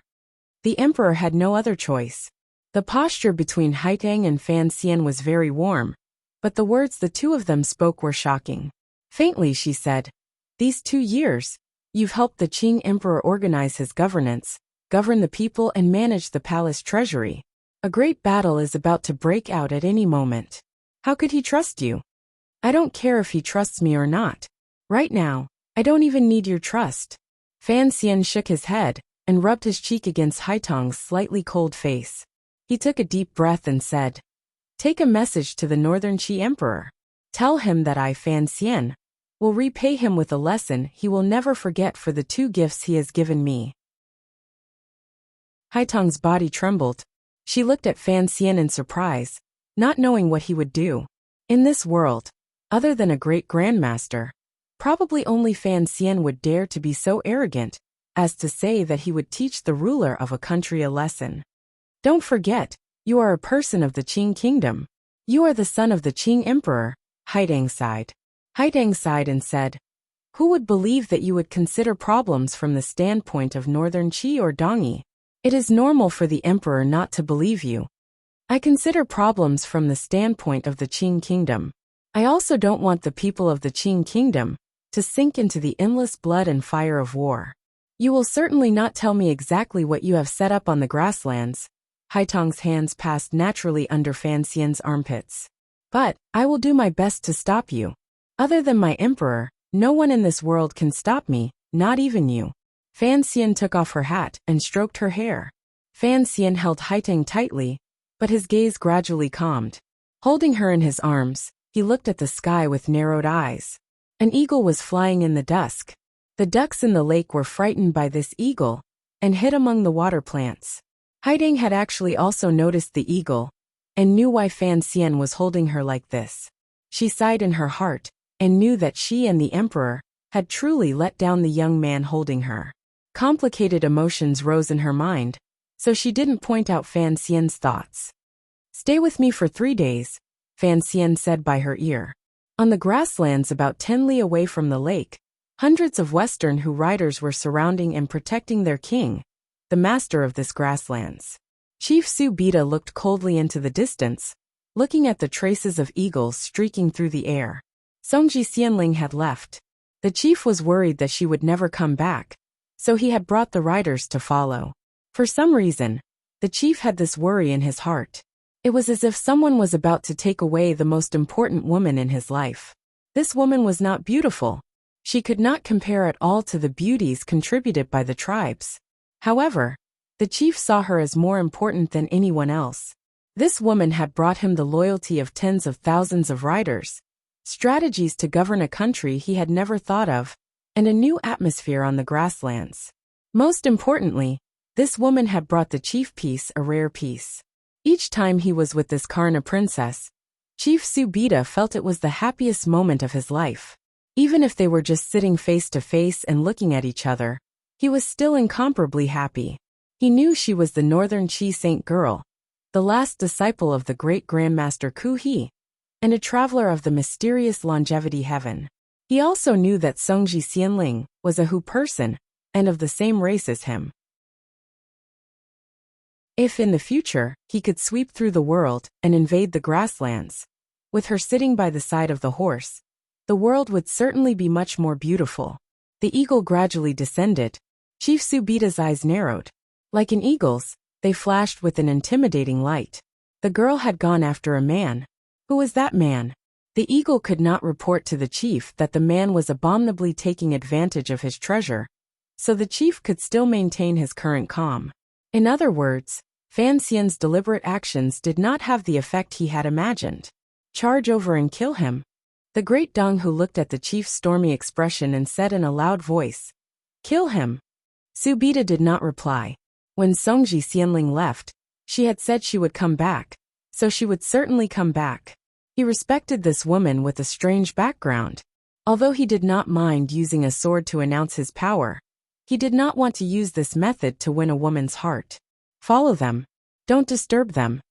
Chief Su Bida closed his eyes and spoke gently, but his words concealed a heart-palpitating coldness. There were many aces in the court by the chief's side. If these hundreds of riders charged over, no matter how powerful Fan Xian was, it would be difficult for him to escape death on this boundless grasslands. He was curious as to who could move Songji Xianling so much. Was it the Qing Kingdom pretty boy from a few years ago? The master of the grassland's grip on the reins grew tighter and tighter, but his expression remained calm. He was destined to become the master of the world. He would not lose his composure because of a powerful official in the Qing Kingdom. However, he would not allow the young man to come to the grasslands and return alive. The eagle sent a message. The Western Hu riders near the court began to gather. As soon as Songji Xianling and the young man separated, they would begin to attack. They followed for 3 days. During these 3 days, Fan Xian and Haiteng wandered on the grasslands. They bought 2 good horses in a tribe and galloped to their heart's content. They then went to the ocean to catch 2 nets of small silver fish to roast and eat. On the last night, they stopped at a relatively large tribe. Surrounding a fire, they ate beef and mutton with the Hu people and drank Shidatsi wine.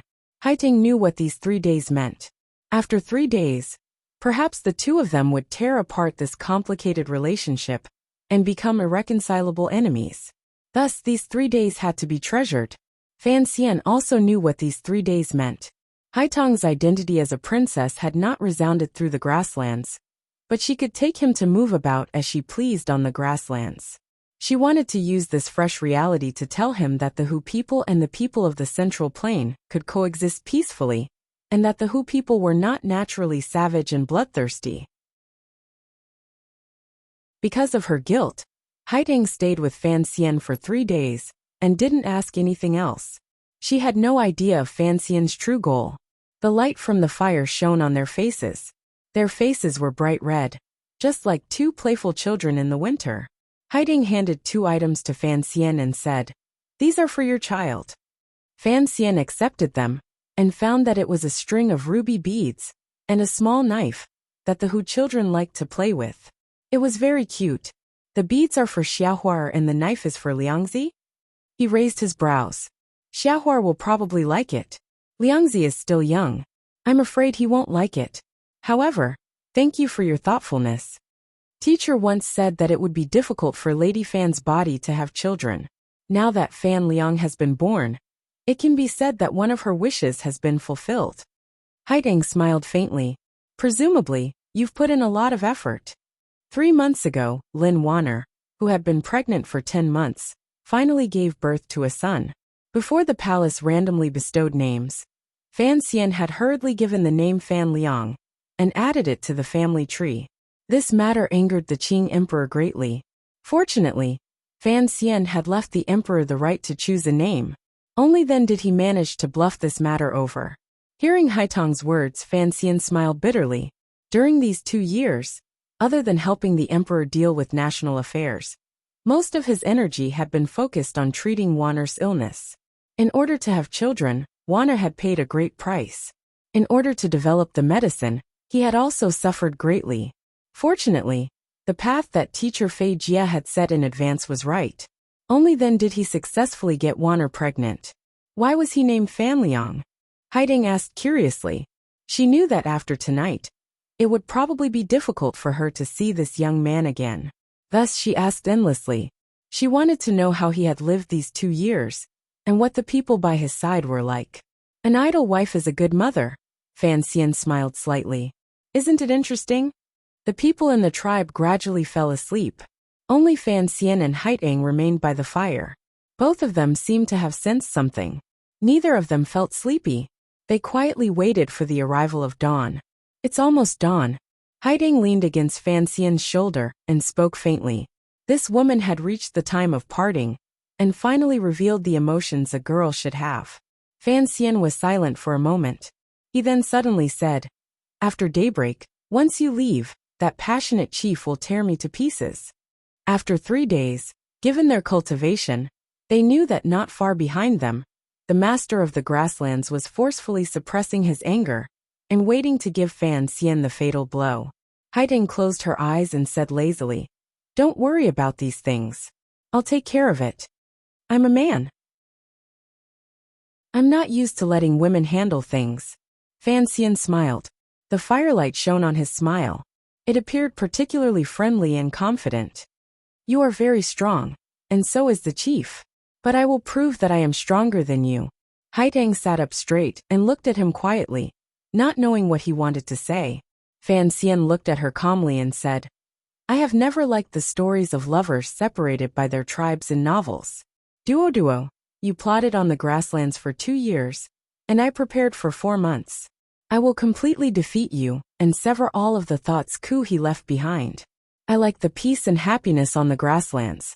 For the peace and happiness of the Qing people, for my peace and happiness, and for the chief's unhappiness and happiness, I must destroy all of this. I kept you for 3 days because I want to keep you for a lifetime." The young man from the Qing kingdom stood up and looked at the dark grasslands before dawn. Chapter 607. Before dawn, it was all darkness. The fire crackled. Occasionally, a few sparks would leap out and draw out a fleeting red mark in the air. These red marks were reflected in Haitang's eyes and appeared particularly strange. She stood up and looked at Fan Xian. Quietly she said, "What exactly do you want to do? Or rather, what exactly had Fan Xian done in these 3 days?" "I haven't done anything." Fan Xian's back was to her. His back appeared particularly straight. "I only want to keep you for 3 days." Haitang's pupils constricted slightly. She had been tricked by Fan Xian into coming out for 3 days. The aces in the court had followed Chief Subida and followed them for 3 days. Indeed, Fan Xian didn't need to do anything personally, but something must have gone wrong in the court. This woman was someone who could take things up and let them go. She glanced at Fan Xian calmly, and then turned to walk toward the back of the tribe. Her footsteps were not very urgent, but her speed was very fast. Like a sprite on the grasslands, she flew 30 feet in a flash. "It's too late for you to go back." Fan Xian turned around and looked at her calmly. "You and the Northern Qi Emperor tricked me once and tricked me a few times. The Central Plain people in the court are all Northern Qi people. Yet you are still tricking me. These people working in the court are dangerous people for the Qing kingdom. I have to get rid of them." Haiding stopped walking. She knew what Fan Xian said was true. If something strange had happened in the court during these 3 days, even if she rushed back now, it would be too late. The Crescent Sea is heavily guarded. Since you didn't act personally, who did it? Without waiting for Fan Xian's reply, a dark and cold image seeped into her heart. She had not forgotten that the Overwatch Council had the best assassin in the world. The chief was not in the court, and all the aces were out. If that assassin acted, who could stop him? The shadow of the Overwatch Council would never miss an attack. Regardless of whether Haitang or the chief were able to stay in the court, they probably would not give the shadow any chance to act. Thinking of this, Haitang finally understood why Fan Xian had revealed himself to lure her to find him, and lure the chief to follow the two of them. "Your heart is indeed becoming harder and harder." She turned around and looked at Fan Xian. She was not angry, only lonely.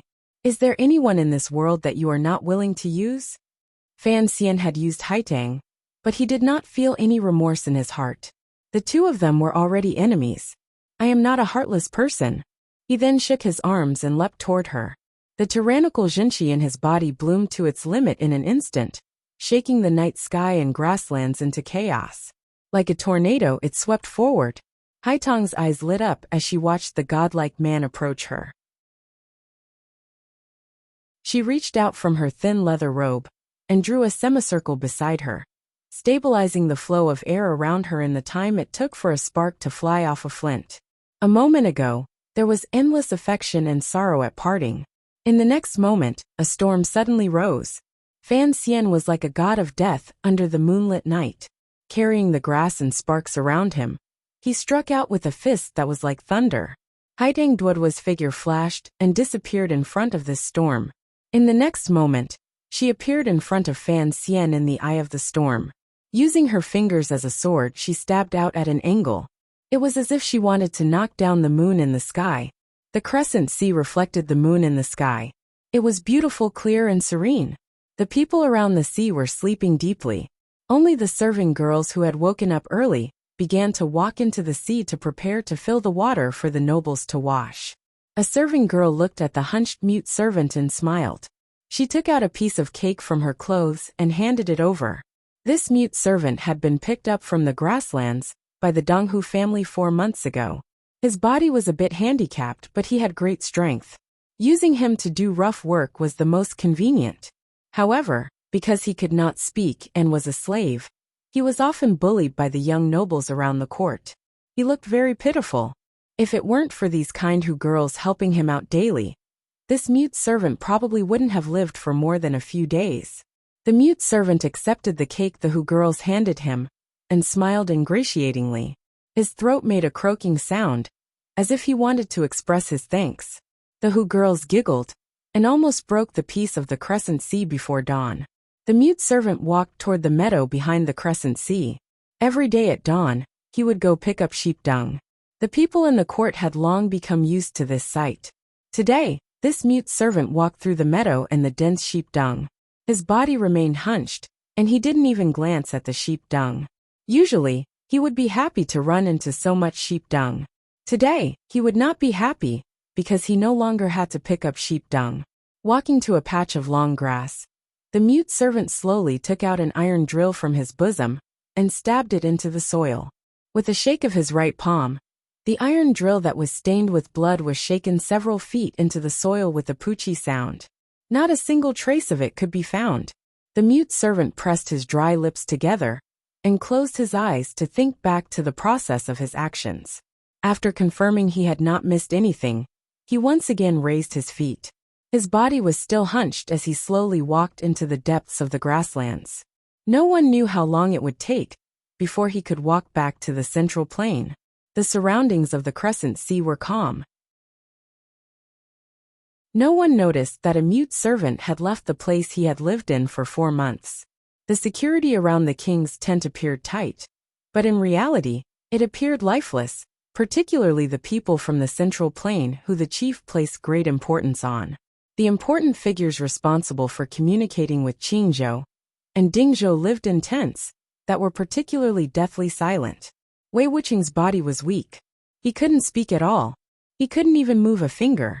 However, his teeth chattered endlessly and made a rattling sound. He looked at the dead people around him and felt a chill rise from the depths of his heart. He was responsible for the court's accounts and trade. He knew that the colleagues around him were all powerful figures from the Qi kingdom. If these people hadn't helped the chief, the power on the grasslands would not have been able to fight the Iron Riders of the Qing kingdom in the past year or so, and reap so many benefits from it. However, these people had all died. Only he had survived.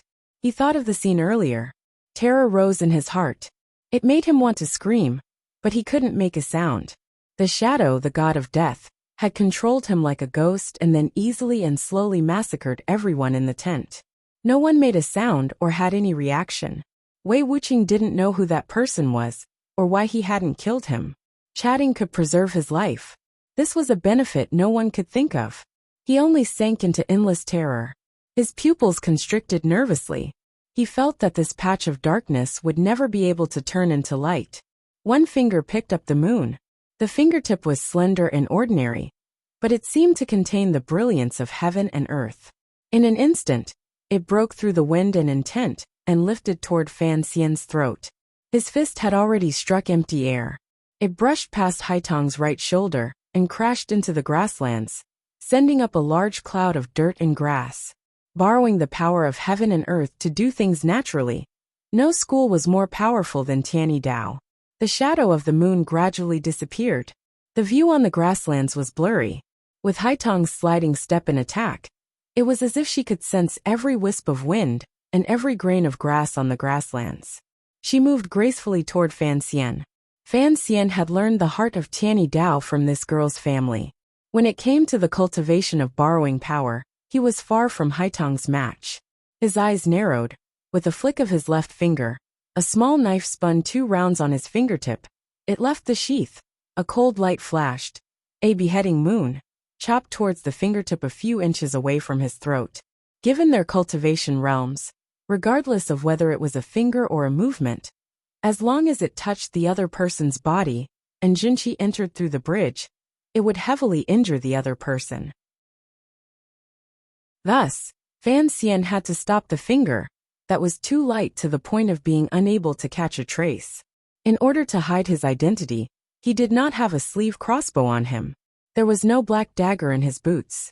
Where did this knife come from? The small knife light was about to chop Haitang's finger. In this moment, everything seemed to slow down. The little knife could be seen clearly. It was the gift Haitang had given to the young master of Fan Xian's family earlier. Haitang's eyes grew brighter and brighter. This brightness carried an indescribable feeling. Her finger did not pull back, and did not respond at all. It continued to point toward Fan Xian's throat, as if she did not see the knife. Fan Xian sighed in his heart. His left hand relaxed slightly, and the knife light immediately retracted. Unexpectedly, he did not care about Haitang's finger pointing toward his throat. Instead, he slammed it down toward Haitang's chest. Fan Xian pulled back his knife. Haitang pulled back her finger.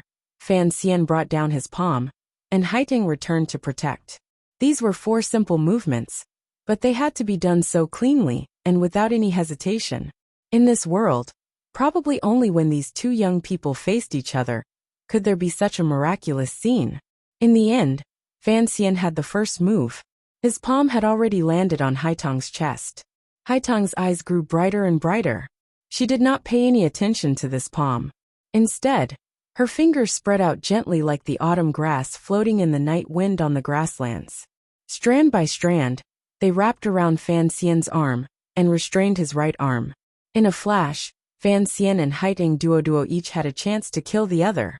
This opportunity had even been purposely left by the other, but neither of them could act. This was the first time the 2 of them had met by the North Sea. After Fan Xian had used aphrodisiac and poetry to move her soul, and Haitang had responded with light, it was the continuation of the battle of hearts between the 2 major figures of the younger generation of Northern Qi and the Qing kingdom that had lasted for years. It looked like he had moved his hand, but in reality, he had moved his heart. Haitang gambled that Fan Xian's knife aimed at her finger would not go down, and Fan Xian abandoned his knife. Fan Xian gambled that Haitang's finger aimed at his throat would not go down, and Haitang pulled back her finger.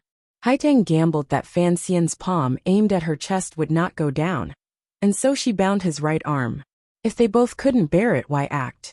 There was a strange smile on Fan Xian's face as he looked at Haitang in front of him.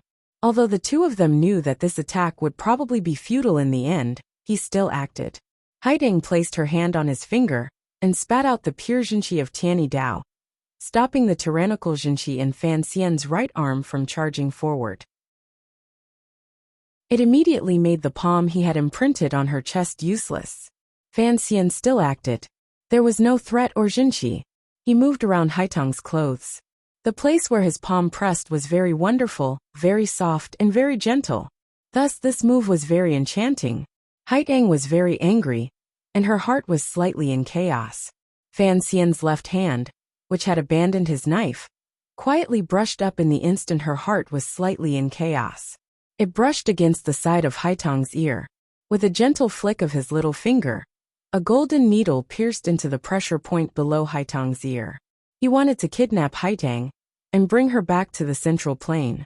He wanted the trap coup he had set to stop tormenting this pitiful girl's state of mind. Thus, he thought long and hard, and was willing to take the risk to capture her. It was this needle, the pride of a generation, the Northern Qi saint girl, Haitang Duo, had finally lost. She had lost to Fan Xian on this quiet grassland. In the 4th year of the Qing calendar, Haitang Duo had emerged from the mountains. She had fought dozens of battles, large and small, and had never tasted defeat. Her reputation flourished until an immortal poet and a young ace appeared in the Qing kingdom. From then on, the people of the world discussed fervently if Haiding Duoduo met Fan Xian, who would win. On the shore of the North Sea, Haiding had first met Fan Xian. At that time, Fan Xian was not a match for Haiding at all. He had only relied on the footwork Uncle Wu Zhu had personally taught him to barely dodge. Using poisonous needles and poisonous smoke, he had held on the meadow. Fan Xian had not lost. Relying on his shamelessness and ruthlessness, he had successfully forced Haiding back. Did they remember that the North Sea was full of spring? After that, Haiding and Fan Xian had never truly exchanged blows. Both of them knew that if it was just a contest of martial arts, Fan Xian was no match for Haiding. However, if it was a life-and-death battle, given Fan Xian's ruthlessness, even if Haiding could kill Fan Xian, she would probably have to pay a great price. After that, the two of them became friends. The entire world began to sing about this scandal. Everyone knew that it was impossible for the two of them to fight. Some people couldn't help but feel disappointed. If these disappointed people knew what had happened on the grasslands, they would certainly be very excited. Haiding Duoduo had finally lost to Sir Fan Jr. More accurately, she had lost to Fan Xian's even more shameless and sinister nature. The golden needle trembled under Haitang's glistening ear. Fan Xian's fingers gently pinched the needle. His expression was very serious. He endlessly used this thin needle to pour Jinqi into Haitang's meridians. His right hand had long broken free of Haitang's control. It pressed swiftly on the girl's body. He had to completely control her. In Jiangnan, the injuries in his body had been healed by Tianyi Dao's Jinqi. Fan Xian knew better than anyone the recovery power of Tianyi Dao's Jinqi. The golden needle pressing into a meridian point could only make Haitang's body freeze for a moment. To truly control her and not harm her, he could only use his tyrannical Jinqi to forcefully seal the meridians in her body. However, Fan Xian's fingers, which carried a strong wind, gradually slowed. His gaze was very serious, and even carried a glimmer of sorrow. Finally, he stopped his fingers. His left hand also slowly left the golden needle. With a crisp crack, the golden needle under Haitang's ear broke inch by inch. Such a thin and soft golden needle pressed into an important meridian point under her ear was broken by the Jinqi in her body. What a powerful rebound! With a pft, Haiding spat out a mouthful of fresh blood. Her face immediately paled, but her eyes remained bright. She calmly looked at the sorrowful Fan Xian in front of her. Wiping the blood from the corner of her mouth, she said, "I've already injured my internal organs. I'm not a match for you. You can try to keep me here." Fan Xian was silent. He knew what had happened in Haitang's body earlier. When he had used his tyrannical Jinqi to forcefully seal her meridians, the pure Tianyi Dao Jinqi in Haitang's body had begun to counterattack. It counterattacked without regard for its own life and death, forcefully attacking every spot where his fingers had landed. If Fan Xian had forcefully continued, at most he would have used up a great deal of Jinqi and still been able to control Haitang. However, Haitang's decisive Jinqi flowing in the opposite direction would cause her meridians to explode and make her a useless person. After a moment of silence, Fan Xian lowered his head and sadly said, "Even if you die, you still won't come with me?" Haitang looked at him calmly.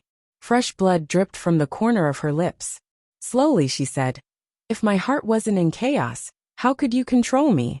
If your heart wasn't in chaos, how could you let go of a great opportunity to capture me in one move and throw Shi Lake into chaos? I don't want to die, but I know you won't let me die." Fan Xian was silent for a moment and then said, "Thank you."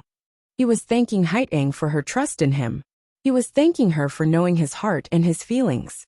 Although the two of them had never said it explicitly, they had long known each other. It was like the night on the grasslands or the moon at the edge of the night line, clear and difficult to forget. After giving his thanks, Fan Xian looked at Haitang and said each word clearly, "Do you really want to stay in Shi Lake and become my enemy on the battlefield? I have my perseverance and you have yours, no?" A strange light bloomed on Haitang's ordinary face. There was 20% stubbornness, 30% confidence, and 50% perseverance. Fan Xian gritted his teeth and said angrily in a low voice, "This is Ku He's arrangement. What kind of person are you? Why should you obediently listen to his arrangements?" This was what Fan Xian was most angry about. What he hated the most in this life was having his life controlled by those terrifying old creatures. He firmly believed that his life would be free. This was something more important than the grasslands or northern Qi. Haiteng looked at him calmly, like she was looking at a child. "If I listen to you and leave the grasslands, won't I also listen to your arrangements?" Fan Xian was startled. He knew what she meant. The grasslands cannot fall into chaos. "I have to stay." Haiteng looked at him and said, "I don't know what you've done these 3 days. Perhaps I won't be able to stop you in time, but I have to think of a way to stop the chaos on the grasslands." Fan Xian was silent for a moment. He then shook his head and said, "Like a prairie fire, who can stop it?" Haiteng looked at him. Fan Xian smiled bitterly and said, "Last night, the left virtuous prince should have been assassinated." Shock flashed through Haiteng's eyes. She had been on the grasslands for 2 years. She knew what kind of turmoil the left virtuous prince's death would bring. If Fan Xian had purposely left some traces when he acted, the grasslands, which had just been peaceful for a year, would probably sink back into the endless flames of war, because of revenge and the struggle for power. "How could you kill him?" Haiteng stared into Fan Xian's eyes and bit her lower lip. The left and right virtuous princes had great power on the grasslands. Chief Su Bida had the support of Haiteng, Northern Qi, and tens of thousands of riders from the northern tribes to barely suppress the 2 virtuous princes. During these 2 years, the left and right virtuous princes had always been wary of the court. Their defenses were powerful. Haiteng furrowed her brows slightly. She could not think of anyone in the Qing kingdom who could sneak into the depths of the grasslands and assassinate the left virtuous prince. Perhaps the shadow of the Overwatch Council had such power, but he should have gone to the court to deal with Northern Qi's support for the grasslands court. The rushing sound of horse hooves came faintly from the distance. It looked like the riders of the court chasing Fan Xian could no longer hold back. Fan Xian narrowed his eyes and glanced in that direction. In a quiet voice he said, "I said 3 days ago that regardless of whether it is Ku He or the little emperor of Northern Qi, they do not trust me. This has always been a great mistake. Regardless of how the world moves in the future, I must take the initiative in dealing with these matters into my own hands, because I have more power than all of you." He gazed at Haiteng and said, 13th Wang followed the merchant group into the grasslands. "When I stayed behind to wait for you, he followed the left virtuous prince's subordinates back from the court. I believe in his courage and power. If even the fiercest warrior in the world cannot kill the left virtuous prince, then I can only say that my luck is not good. Come back with me." Haiteng was silent. Fan Xian shook his head self-mockingly and helplessly. He then whistled toward the endless darkness behind him. The sound of hooves gradually rang out in the depths of the grasslands, like a herd of wild horses running freely. Chapter 608. A smear of white appeared on the horizon. The sun was still rubbing his eyes, and did not open them. The faint morning light enveloped the grasslands, but did not brighten people's vision. After last night's revelry, the people of the small tribe were still drunk and sleepy. They should not have felt the call of the morning sun. Gradually, a faint sound rang out from the tribe's curtains. It seemed that many people had woken up. What woke the people of the tribe was not the rising sun. Rather, it was the thunderous roar of orderly horse hooves from behind the tribe, as well as a mass of chaotic horse hooves in front of the tribe. From all directions, it seemed that countless riders were closing in. In the morning light, Fan Xian's expression was calm. He glanced at Haiteng one last time, and picked up the knife she had given to Yoshiko from beside his feet. Solemnly he put it into his clothes. "Goodbye. I hope I don't have to wait another 3 years," Fan Xian said seriously to Haiteng. There were a few streaks of blood at the side of Haiteng's lips. She looked very pitiful, but the arrangements on the grasslands had already begun to move. The chief of the court had already sent troops to catch up.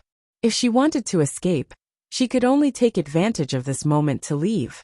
Haiteng didn't know how he was going to leave, because the sound of horse hooves came from all directions.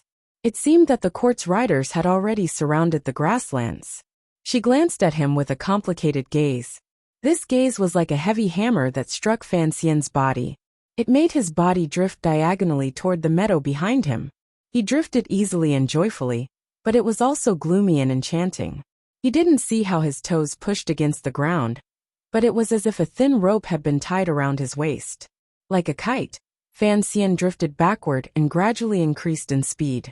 He became a blurry figure in the morning light, gradually moving further and further away. He gradually became smaller and merged into a large cloud of dust coming from the tribe's front left. The cloud of dust looked like a herd of free wild horses, running amok on the grasslands. Beside the herd of horses, there were a dozen grassland men holding lassos. It was as if they had followed this herd of wild horses for a number of days and nights, waiting to catch the leader in one fell swoop. Haiting watched the scene calmly. She knew that this herd of wild horses was just an illusion. It must have been a group Fan Xian had arranged to receive her. Seeing Fan Xian float away without stirring up any dust, she knew that after not seeing him for 3 years, her young friend from the southern court had already successfully merged the heart of Tianyi Dao with the tyrannical Jinqi in his body. He stood firmly at the peak of the 9th level and was about to touch the limits of humans.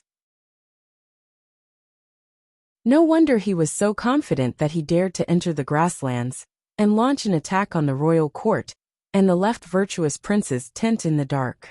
With such a realm, unless a great grandmaster reappeared on the grasslands, who could defeat him? Chief Subida had endured for 3 days and had reached his limit. At this moment, he had finally closed the encirclement. Even if Fan Xian had arranged for a group of horses to receive him, could he escape the pursuit of thousands of court riders on the vast grasslands? Haitong's eyes narrowed. A glimmer of worry rose in her heart. If a 9th level ace faced an enemy head-on, it would be difficult for them to lose. After all, the two of them were still an immeasurable distance away from the realm of a great grandmaster. If they were to face thousands of soldiers and horses, how could they survive? In the distance, Fan Xian's figure had already landed among the wild horses.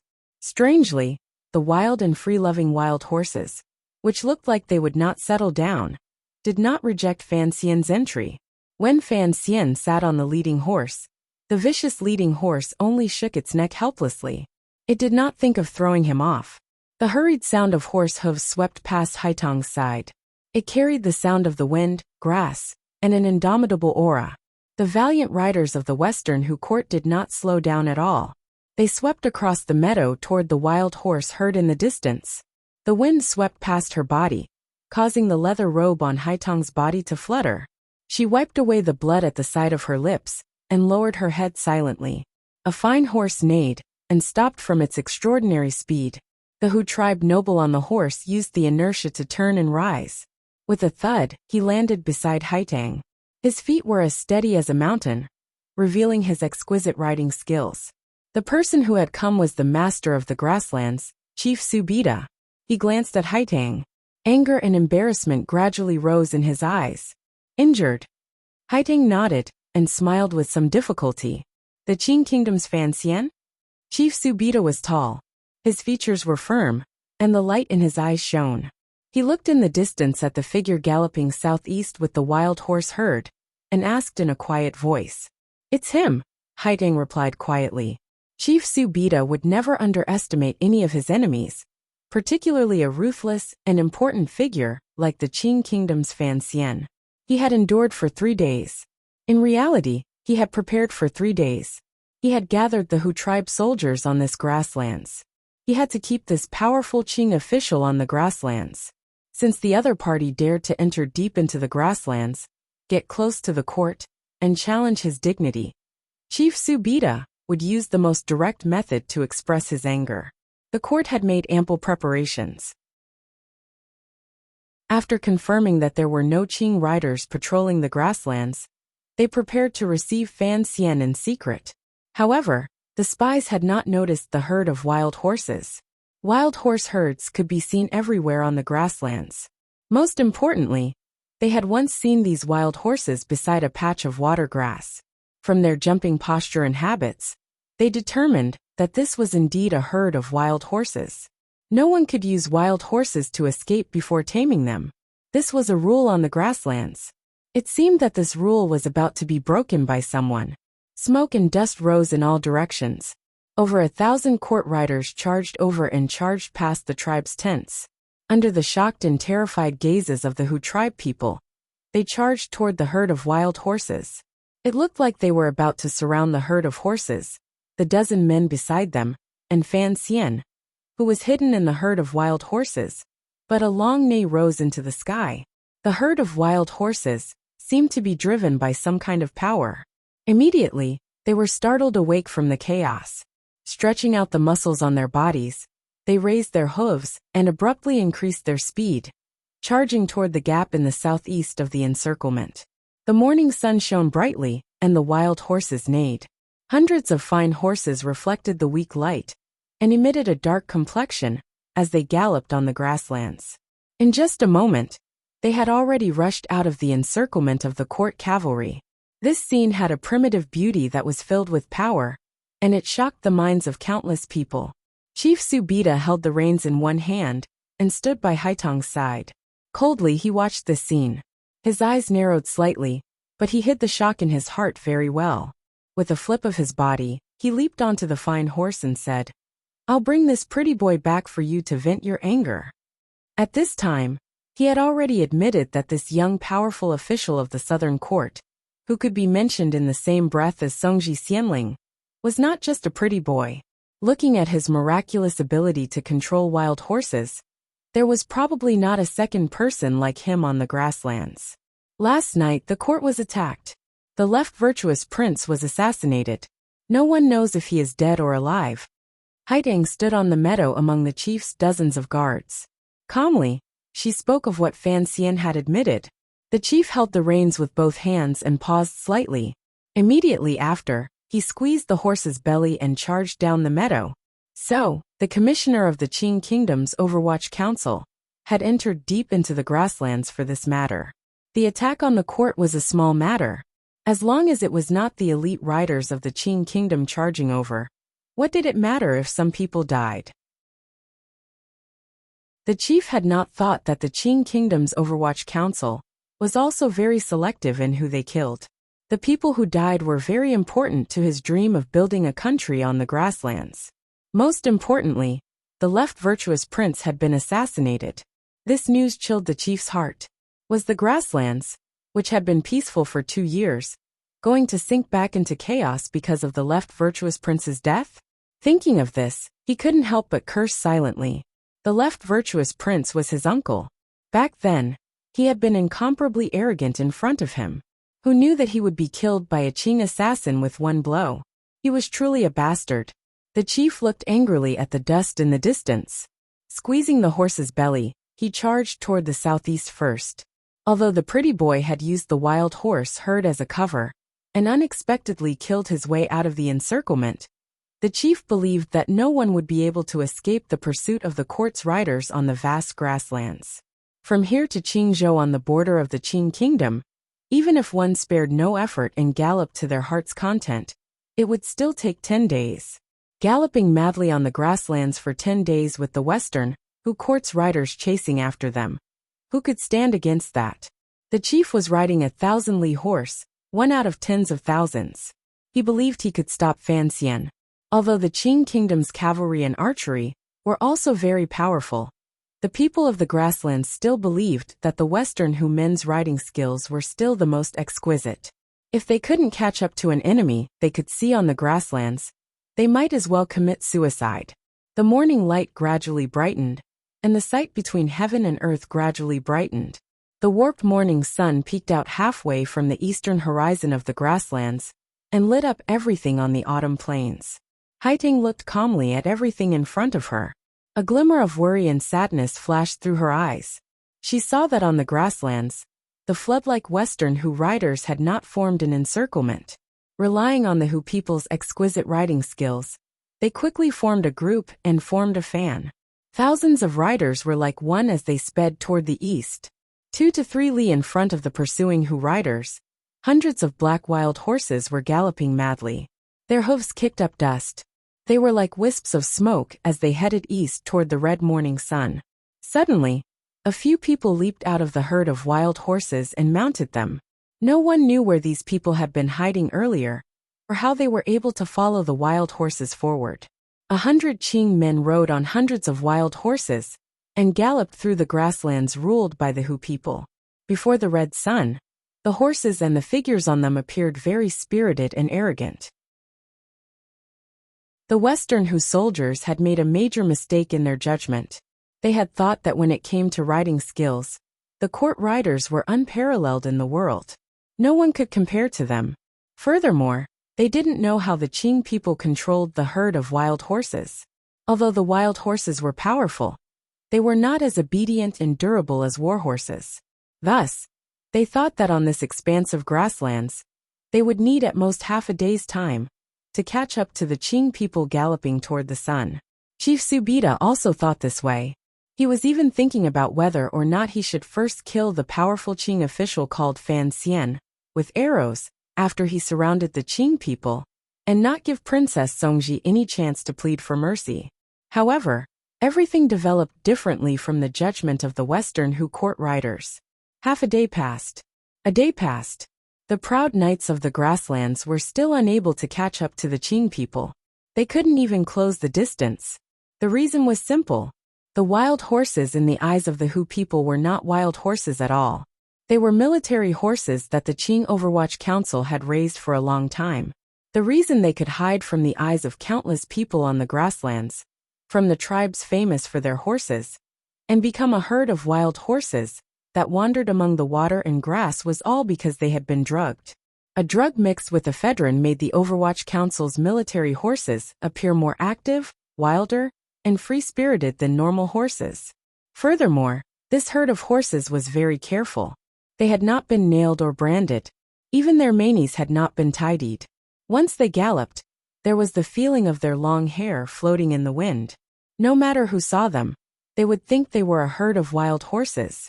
That was why that night, under the watchful eyes of the court riders, they had quietly approached Fan Xian.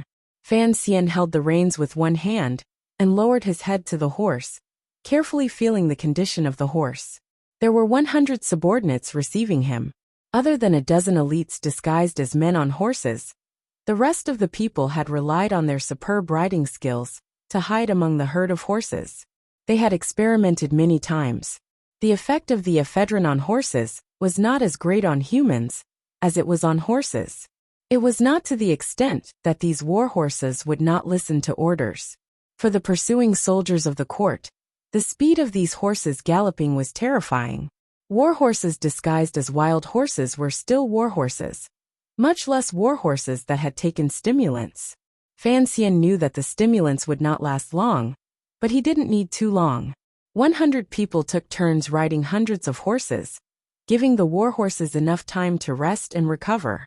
If they still let the people of the chief's court catch up, Fan Xian might as well cut his own neck and be done with it. A good horse needed someone to ride it. This was the second mistake the pursuing soldiers made in their judgment. They always thought that no one in the world had better riding skills than them, and was more valiant in long-range attacks. They had forgotten a name: the Black Knights. The Qing Kingdom's riders had always been powerful. Other than armor and protective gear, they were not much weaker than the riders of the Western Hu. The Black Knights were the elite of the Qing Kingdom's riders. Under Chen Pingping's careful selection and training, the quality of the individual soldiers was truly shocking. In particular, the Black Knights had the most illustrious battle history in the world when it came to long-distance attacks that the Western Hu people were so proud of. Back then, the Qing Kingdom had suffered a crushing defeat on the northern expedition. The Qing Emperor had been trapped in barren mountains and unruly rivers. Chen Pingping had heard the news and led the Black Knights to rescue him. Within 6 days, they had advanced 1,000 li on the battlefield and saved the Qing Emperor, who was still the crown prince at the time. Another year, Chen Pingping personally led the Black Knights deep into the territory of the Wei Kingdom and captured the ambitious and ruthless Xiao En alive. Before the Wei Kingdom's military could react, They retreated like lightning back into the territory of the kingdom of Qing. In and out, they traveled thousands of li over mountains and rivers. History had long proven that the Black Knight's ability to launch a 1,000-li surprise attack was the strongest in the world. The Overwatch Council's Black Knights were famous for their 1,000-li surprise attacks. After they became a system, they practiced this kind of situation most often. They put a lot of effort into maintaining the medicinal strength of the warhorses. They advanced like fire and wind, and retreated like water and clouds. In a flash, they disappeared from the battlefield. Advance was the best in the world. Quick retreat was also the best in the world. How could the elite riders of the Western court catch up to this group of sudden assassins that moved like birds? The autumn wind on the grasslands hit Fan Xian's face. He narrowed his eyes and glanced at Jingge beside him. Looking at the silver mask on his face, he couldn't help but smile. If he didn't have absolute confidence in his subordinates, how could he take such a risk and enter deep into the grasslands court, the heart of Shihu, draw out the chief of Haitang, and lay down those 2 big bombs? On the 3rd day of the chase, the riders of the court finally discovered something strange. They had not slowed down at all. The grassland horses beneath them were already exhausted, but they still could not catch up. Furthermore, the daring Qing people who had entered deep into the grasslands seemed to still have energy to spare. It was as if they could let their horses go at any moment. They were only forcefully suppressing their speed to lure the riders of the court behind them. Hearing the Dandan's alert and tired report, a glimmer of coldness flashed across Chief Su Bida's travel-stained face. He was actually the first person to discover the problem. He could feel that there was something wrong with the group of strange and even magical wild horses in front of him. Although the court's eagles were circling above, there were no large tribes on the grasslands toward Qingzhou that could stop them. The chief could not do anything. The news of the left virtuous prince's assassination had already been confirmed. The chief knew what he should do. Once the entire grasslands learned of this news, they would turn their suspicious gazes toward him, or the right virtuous prince. The men under the left virtuous prince's tent would certainly already be clamoring for revenge for the left virtuous prince.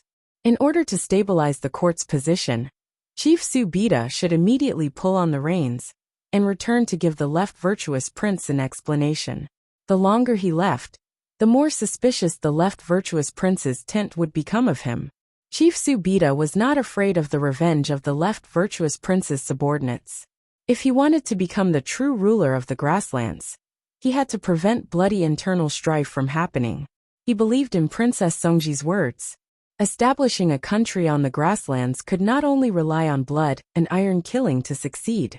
However, he was not satisfied. The speed of the horse under the chief slowed down. Looking into the distance, the herd of wild horses that seemed to never feel tired, he sighed in the depths of his heart. He was unusually dissatisfied. All of the court riders stopped and turned their gazes toward the great chief. They didn't know what to do next. Should they continue this futile chase or go back? They all knew that the grasslands seemed to be a bit chaotic. If they just went back like this and watched as the Qing people came to the grasslands to strut around, they were truly dissatisfied. Chief Su Bida was also dissatisfied. As the master of the grasslands, sometimes he had to suppress the anger in his heart and choose the most correct path from the perspective of profit. He waved his hand gloomily, indicating for the court riders to turn their horses around and prepare to return to the court. At this moment, a burning anger suddenly rose in his eyes. The moment the Western riders stopped their pursuit, the deserters in front of them also stopped. They stopped on the shallow meadow and looked back as if they were waiting for them. What kind of humiliation was this? The chief gritted his teeth and narrowed his eyes. A moment later, the expression on his face relaxed. Coldly he said, "Go back. They won't fall for it." Jingge glanced at the commissioner, whose head was covered in sand, and said, "Looks like they won't chase anymore." Fan Xian spat out the sand in his mouth and furrowed his brows. His mood relaxed slightly. The situation at hand appeared to be easy for him and the deserters. Only they, who were being chased, could feel the terror of the riders. The elite riders of the Western court truly gave the Black Knights a great deal of pressure. Just in terms of speed, the Western Hu riders were indeed the most powerful in the world. They were far more powerful than the riders of the Wei Kingdom in the past. The Black Knights appeared to be running freely, but in reality, they were in a sorry state. If the court riders could hold out for another 2 days and wait for the medicinal power of the Black Knights' warhorses to gradually wear off, Fan Xian would probably be in deep trouble. The reason Fan Xian had not had the Black Knights run wildly was because he wanted to put on a confident appearance and strike at the confidence of the chief's court riders. Looking at it now, this plan seemed to be working. Furthermore, Fan Xian knew that a person as ambitious as the Western Hu chief would not let anger get to his head and only care about chasing him. He would not care about the chaos in the court or the uprising on the grasslands that the left virtuous prince could cause. A few li behind them, the court riders gradually organized and retreated. Chief Subita fell at the very back. The setting sun shone on the light armor on his body and reflected a faint light. He still looked as cold as ever. Fan Xian spat out the last bit of sand in his mouth and said, "Presumably, I left a deep impression on him this time. When we fight again on the grasslands, he will certainly not carelessly fight in the open." Scaring him off is good. Jinga glanced at him and said, "However, the Crown Prince has set up an ambush at the mouth of Hong Mountain for a dozen days and still hasn't seen the chief arrive. I'm afraid he will be disappointed. Please, this is the master of the grasslands." Fan Xian narrowed his eyes and looked at the figure of the chief standing alone on the grasslands in the distance. He grinned and said, "How could he be so easily killed by my schemes? Some people suggested pushing down Haitang and taking her home, thus solving half of the Western Hu problem. However, it did not seem very good. The 10,000 iron riders that the Kaurna court could influence were still on the grasslands. Fan Xian could not take them back to the Qing kingdom. Most importantly, if Fan Xian dared to force his way through, he would probably spend the rest of his life being hacked at by Haitang with a knife, shivering, and being hacked at by a top ace every day. This kind of life was truly terrifying. Frankly speaking, if she was not willing, Fan Xian would not do it. Basic respect was still necessary. Chapter 609. The two sides were separated by a great distance, but they could clearly see each other's expressions. Fan Xian narrowed his eyes and confirmed the other party had left. He couldn't help but shake his head. A wave of exhaustion that was difficult to suppress surged into his heart. After being chased by the Western Hu pack of wolves for 3 days, both sides had exhausted themselves. Since the other party had given up, he would not feel any disappointment. There was only relief. After waiting for 3 days, the pursuit that had been going on for 3 days seemed more like a child's game.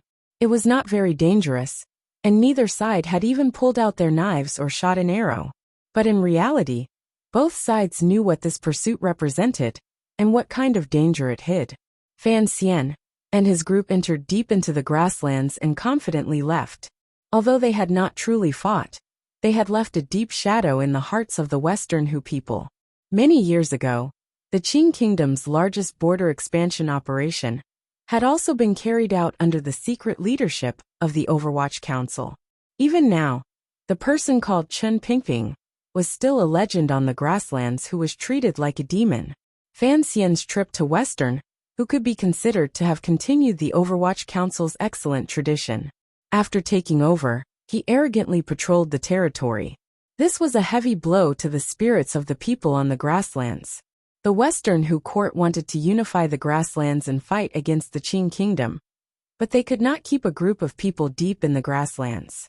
Presumably, this would allow them to have a clearer understanding of their own strength. It would also make the Western Hu tribe, which had been incomparably glorious these 2 years, more careful when sending out troops. Chief Subita had chased for 3 days in vain, and was forced to turn back gloomily. He looked helpless and sorrowful, but in Fan Xian's eyes, there was a different meaning. This master of the grasslands had retreated so resolutely. This kind of courage to give up, and being able to suppress the Hu riders' warlike nature, was truly an oddity on the grasslands. If this person, with Haitang's help, truly unified the grasslands, he would probably become a great danger to the Qing kingdom. Fan Xian blinked his eyes. His long eyelashes were covered in dust. He looked like a native toying with the warriors of the grasslands in the palm of his hand. However, he was not very happy. On the contrary, he appeared lonely and helpless. "Let's go." He pulled on the reins and rode toward the bottom of the meadow under the setting sun. The warhorse beneath him was jubilant. Although it looked like the pursuing soldiers of the court had retreated, the Black Knights still did not relax.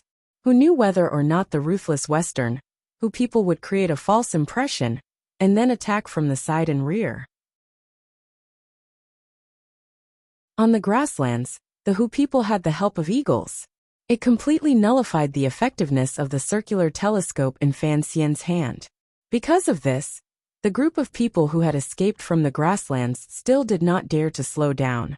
They forcefully supported their exhausted bodies and urged their war horses, which were soaked in medicinal sweat, to gallop towards the east.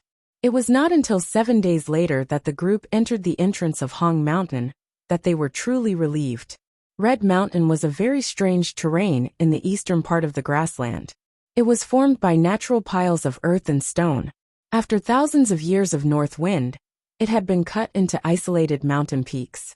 The mountain peaks were all crimson red.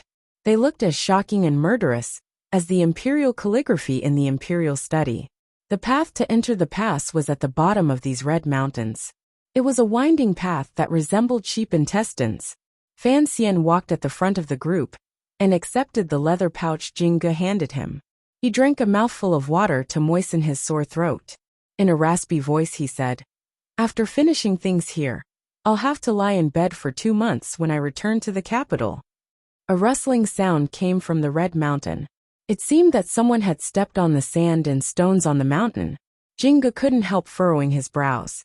Fan Xian knew what he was thinking and laughed loudly. However, because of his throat, the laughter was particularly unpleasant to hear. The Qing Kingdom's Western Expedition Army, lying in ambush at the mouth of Hong Mountain, looked extremely tired to have allowed their group to catch such an obvious sound. The sound of horse hooves rang out from the valley ahead. The dust-covered Crown Prince Li Hongqing led the Dingzhou army over to welcome them. Li Hongqing squeezed his horse's belly and came to Fan Xian's side. Looking at Fan Xian's wretched appearance, he couldn't resist shaking his head and said, "I told you long ago, Su Bida is an ambitious and ruthless figure. How could he be tricked by you?" Fan Xian glanced at him and said, "At least I brought him out for 6 days. These 6 days are enough to do some things. Is there a need to be so careful just to kill the northern Qi people in the court?" Li Hongqing glanced at him disapprovingly. After confirming that the kid was unharmed, he relaxed and continued, "Did you fight with the Western Hu people?" "No, I just moved my feet." The two groups met together. Their power immediately increased. In a moment, they had left the mouth of Hong Mountain, which contained thousands of years of wind and sand. In order to hide the news and prevent anyone from reporting it to the Western Hu court, there were 8,000 Qing elite soldiers lying in ambush at the mouth of Hong Mountain. They were all close relatives of the general's manor, as well as frontline soldiers in Qingzhou. They had not gone through Dingzhou to make any large movements. "We've waited here for 7 days and haven't seen anything. Shouldn't the Overwatch Council give us an explanation?" Li Hongqing pressed his blistered lips together. "Forget it." Fan Xian gently squeezed his horse's belly. There wasn't a spot on his body that wasn't sore. He glared at him and thought to himself that the ambush at the mouth of Hong Mountain was just a preparation. Who could say for sure how strong the chief's jealousy was? Furthermore, this place was still a few days away from Qingzhou. Instead of rushing back, they were still arguing endlessly. It was truly a very risky thing to do. What he was concerned about was the situation inside Dingzhou. Have they acted? I left before they acted. The governor's manor is cooperating with your subordinates. I've given military orders, so don't worry. Li Hongqing looked at him and said, "Although I don't know the specifics, there have been reports coming in over the past few days. The operation should be going smoothly. The northern Qi spies in Dingzhou have basically all been pulled out by your subordinates." Fan Xian nodded and didn't say anything more. After this battle, the grasslands once again sank into chaos. Most importantly, One Overwatch Council had entered the grasslands while the other was scattered in Shiliang Road. They had successfully wiped out all of the spies the Northern Qi Emperor had buried on this vast battlefield. The ruthless methods he had used before his death, the excellent situation that the Northern Qi Emperor in Haitang had used 2 years to construct, had turned into a bubble because of his even more ruthless and shameless response. 4 days later, nearly 10,000 of the Qing elite troops finally withdrew from the grasslands and entered Qingzhou. This group of soldiers had not fought a single battle with the Western Hu riders. They had completely served as the backdrop for the Overwatch Council's actions. Their morale was not as high as when they had set out. Additionally, they had endured for too long at the mouth of Hong Mountain. They looked like defeated soldiers. The mental state of the Black Knights of the Overwatch Council was not much better. If it were not for the fact that they wanted to give Fan Xian face, these people would probably immediately fall to the ground and fall asleep. Once they entered Qingzhou, Fan Xian immediately ordered the Black Knights to rest. Jing Gu accepted the order and left. However, they could not immediately bathe and eat. First, they had to take good care of the hundreds of horses, specially trained by the Overwatch Council. The medicinal power in these horses' bodies had already begun to recede. They could not hold out much longer. If they were not quickly treated, they would probably gradually die. These hundreds of human-like military horses were the saviors of the Overwatch Council's Black Knights. No one wanted to see them finally fall into such a tragic state. However, everyone knew that after this 1,000-li run, this group of black horses would never be able to recover their original spirit. Inevitably, they felt a bit sad in their hearts. Fan Xian followed the army of the western camp and met the suspicious gazes from both sides of the road in Qingzhou. The soldiers and merchants had guessed this young man's identity. They also guessed that the court must have carried out a major operation on the grasslands. Looking at the tired and listless appearance of the Dingzhou army, everyone thought that the court's operation on the grasslands had failed. The gazes they turned toward him were strange. Fan Xian and Li Hongqing had just entered the Qingzhou military yamen when Yiling, who had received the news, rushed back from the palace walls. Rushing into the back room, she pushed open the door and angrily said, "Do you think you're a god? How dare you bring so few people deep into the grasslands? Aren't you afraid the Hu people will eat you alive?" Yiling, had her own reason to be angry. Although Fan Xian had not lost anything this time entering the grasslands, in reality, he had taken a great risk. Thinking of this, anger rose in Yiling heart. If Fan Xian died on the grasslands, what would happen to Lin Wan? What would happen to the 2 children? As Lin Wan's bosom friend, she had sufficient reason to give the harshest criticism of Fan Xian's rash actions. Of course, there was another reason she was angry. Fan Xian had come to Qingzhou, but had not come to see her. He had hidden such an important matter from her. Fan Xian paused with wisps of mist in his eyes, as he watched the young lady of the Yi family break through the door and enter. His gaze unconsciously moved from the light armor on her body to the familiar and beautiful face. His heart was slightly moved. He knew that she was indeed concerned about his safety. However, looking at your appearance, you want to eat me alive even more than the Hu people, he said with a worried expression.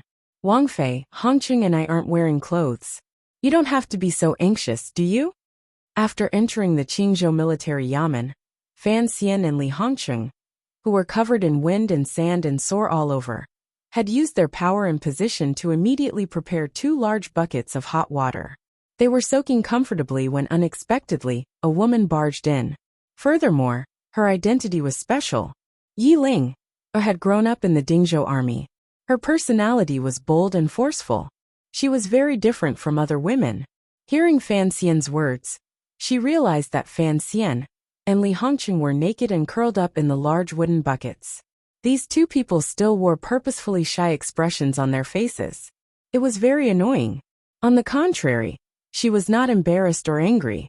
She just spat at the side of her feet and elegantly turned to leave. On the grasslands, the left virtuous prince had been assassinated. Something had happened to the court. It was certain to sink into chaos. As the head of the Qing court's military stationed in Shiliang Road, Li Hongqing had to quickly report this matter to Jingdou. At the same time, he had to return to Dingzhou to hold down the camp and move military power in order to deal with the newest change in the situation on the grasslands. Thus, the next day he left Qingzhou. Fan Xian stayed. It was not because of the good scenery in Qingzhou or because of Yiling, it was because he wanted to wait for a few people to return before he could truly relax. After a few days, the Central Plain merchant group Fan Xian had mixed in to finally return to Qingzhou covered in dust. Calculating the time, this merchant group had traveled very quickly. The path the merchant group took on their return journey was not the same as the path Fan Xian had taken. On the contrary, they had missed the soul-stirring chase. Seeing this group of merchants return safely, Fan Xian's mood relaxed slightly.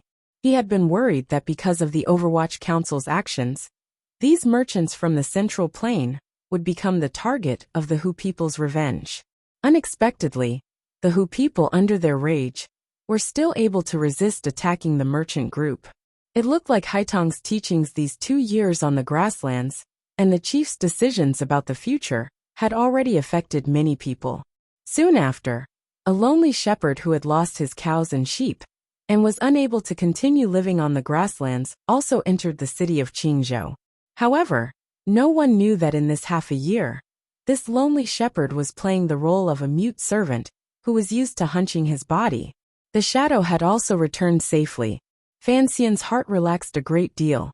However, there was still no news from 13th Wang. He didn't know what his situation was, which worried him greatly. Although the Overwatch Council was used to using sinister methods to deal with all enemies, any method needed a powerful executor. Fan Xian himself was a powerful ace. He also had the shadow as his subordinates. If it weren't for these terrifying generals, even if he had lured Haitang and the chief away, he would not have been able to achieve the Overwatch Council's goal. The northern Qi people in the court would be dealt with by the shadow. The left virtuous prince, who had to die, needed another powerful warrior. Fan Xian had always been troubled by this. There were only a dozen top aces in the world. It was not until a long time later that he sent a probing invitation to 13th Wang through Baiyue brothel. After the Dong Mountain incident, 13th Wang had been serving the heavily injured and dying Siga Jian in the sword hut in Dongyi. However, Siga Jian miraculously dragged on and did not die, so 13th Wang never appeared in front of people again. Although Fan Xian and 13th Wang had an agreement 2 years ago, he didn't know if it was still in effect. Thus, this invitation was only a test. 13th Wang did not reply to a single word of this invitation. He directly left Dongyi and came to Jingdou to find Fan Xian. Fan Xian, the Shadow, and 13th Wang, the 3 aces, went deep into the grasslands. They each had their own duties. In terms of the execution power represented by top aces, the present Overwatch Council was even more terrifying than when Chen Pingping was in power. It was because of 13th Wang's arrival that Fan Xian made up his mind to enter the grasslands. Because this person's identity was too special, Fan Xian didn't want the palace to be too suspicious of him. Thus, he purposely hid his identity along the way. He only brought him into the merchant group and then separated. He still didn't understand why 13th Wang was still willing to continue the previous agreement after Siga Jian had been beaten into a cripple by the emperor. He didn't have time to think about this. He only hoped that 13th Wang would be able to return safely after assassinating the Western Hu's Wuxian queen. After a few days, Fan Xian finally received the news he had been waiting for. More accurately speaking, everyone knew of 13th Wang's return. Unlike the Shadow's quiet return, the return of this 13th disciple of the Sword Hut startled the entire Qingzhou. That day, the scorching sun hung high in the sky, shining down on Qingzhou city, causing the biting cold autumn wind to completely lose its temper. The green bricks at the city gates seemed to be about to emit smoke, and just like that, a bloody man walked through the city gates of Qingzhou city. The soldiers of Qingzhou looked warily at the bloody man. Holding long spears in their hands, they surrounded him. Enveloped by the coldness and murderous intent emanating from the bloody man's body, fear grew in their hearts. The man wore a Hu people's fur jacket. If the leather jacket with more than 30 cuts could still be considered a leather jacket, Endless amounts of fresh blood seeped out of the holes in the leather jacket. It solidified, spread, and covered his entire body. No one knew how long the bloody man had walked on the grasslands. The bloody wounds had already begun to fester. Flies and mosquitoes danced around his body. It looked strangely wretched. The Qingzhou guards didn't know who this person was. They only knew that for him to be able to walk out of the grasslands with such heavy injuries, he was certainly no ordinary person. The man opened his eyes. His lips were covered in bloody blisters. To the soldiers surrounding him, he said, "Tell Fan Xian that I have done what I promised him." Receiving the news, Fan Xian rushed over and supported him. Looking at the wounds on his body, his heart was filled with a chill. He was responsible for luring out the chief and Haitang for the operation on the grasslands. In the end, Haitang would not kill him. Furthermore, the shadow had acted silently and did not take much risk. The truly difficult part was 13th Wang assassinating the left virtuous prince. Fan Xian didn't know how 13th Wang had killed the powerful left virtuous prince in the endless Hu camp. He only knew that what he had promised him had been completed perfectly. He carried the unconscious 13th Wang back to the military yamen. With a silent expression, he began to treat this fierce warrior. Yi Ling handed him needles and knives behind him. Her face was full of shock and curiosity. She wondered who this Overwatch Council official, who had been cut more than 30 times, was. How could he survive like this?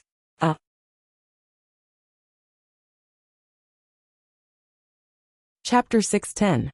For some reason, from the first time 13th Wang appeared on that snowy night, he had trusted Fan Xian greatly. Otherwise, he would not be sleeping like a baby in the room right now. Fan Xian stared in a daze at the unconscious young man on the bed and scratched his head.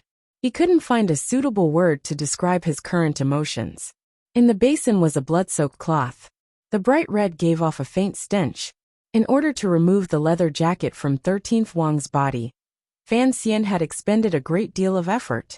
The blood on the inside and outside of the jacket had long congealed and mixed with the wind and sand on the grasslands. Like glue, it stuck firmly to 13th Wang's body. He fed 13th Wang some medicine, pried open the already sealed wounds, squeezed out the pus inside, and restitched a number of wounds that had opened on the way here. After doing all this, Fan Xian was completely exhausted. Weakly, he sat on the side of the bed and stared at this man in a daze. Although he had taken the anesthetic and sunk into the deepest of unconsciousness, the pain in his body still made 13th Wang furrow his brows. This last disciple of the Dongyi sword hut had a delicate and pretty face, particularly his brows, which were furrowed particularly nicely. He was like a philosopher's statue contemplating the problems of life. Fan Xian shook his head and threw the scissors and needles in his hands into the basin. He stretched. In the process of saving people, he had counted carefully. There were 38 wounds on 13th Wang's body.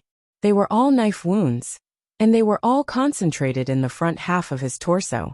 There were many stories in the military camp about how the wounds were all in the front of the body. 13th Wang used his bravery and valiance to perfectly prove these stories. He had faced countless knives alone and charged out head-on. Fan Xian stared at him in a daze. Although he hadn't personally seen 13th Wang assassinate the left virtuous prince, or the scene of killing, when he charged out of the continuous Hu camp, each of these wretched knife wounds seemed to tell of what had happened a dozen days ago on the grasslands. When was the last time he had a comrade covered in wounds? It should have been in Shangjing in northern Qi. When he ripped open the young master's white robe, Fan Xian looked at 13th Wang on the bed, and couldn't help but have the illusion that he and Yin Bingyun were the same person. However, 13th Wang's injuries were more serious than Yin Bingyun's. Furthermore, Fan Xian knew that the relationship between these two people and him was very different. Yin Bingyun was his subordinate and his arm, but he was also a loyal official of the Qing kingdom. 13th Wang had relied on him 2 years ago because of the interests of Dongyi. He narrowed his eyes and looked at the unconscious 13th Wang. He did not understand. Was something like a promise really so important to some people in this world? Even more important than his own life? Fan Xian furrowed his brows. The unconscious 13th Wang also furrowed his brows. Both of them were good-looking. However, 13th Wang was less stern than Fan Xian, and more amiable. In his coma, there was a natural childishness. Both of them furrowed their brows at the same time. It was a wonderful sight. The sound of water being poured came from outside the room. Yi Ling filled a basin of hot water and walked back into the room. She wet a towel and then sat down on the side of the bed. Carefully, she helped 13th Wang wipe away the blood on his body. However, there were too many wounds on his body. She couldn't find a place to start for a long time. 38 cuts. Yi Ling bit her lower lip. It was as if she was feeling pain for this unknown Overwatch Council official. I don't know what you had him do in the grasslands for him to come back alive with such serious injuries. Earlier, when she was helping Fan Xian, Yi Ling was truly stunned. She was shocked by Fan Xian's superb medical skills.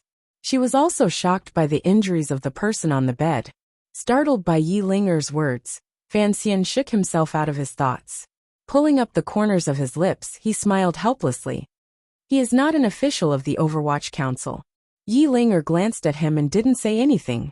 In reality, she had already guessed that the identity of the person lying on the bed was certainly not ordinary. Otherwise, Fan Xian would not have temporarily sealed off news of this person and had to trouble such a noble Wang Fei to personally help him. Fan Xian snatched the wet towel from her hand and wiped the sweat from his forehead. He is 13th Wang, a person from Dongyi. He is 13th Wang. Yi Ling's eyes immediately lit up. She sighed and said, "No wonder he is so brave." Fan Xian asked, "You've heard of him?" Yi Ling nodded and said, "Don't have the extravagant hope of being able to hide news of him. In less than 2 days, the Emperor will know that he has interfered on the grasslands. You should think carefully about how to explain it." Fan Xian smiled bitterly. He wasn't afraid of explaining to the Emperor. In the end, which side Dongyi would fall to, it was still Siga Jianqian's words before his death. If he and 13th Wang improved their relationship, presumably the Emperor would not be too angry.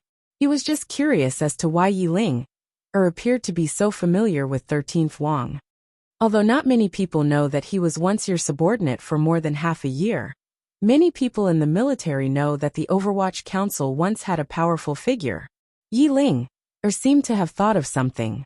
Her expression dimmed. That year there was a rebellion at Dong Mountain. The Emperor was surrounded and trapped at the top of the mountain.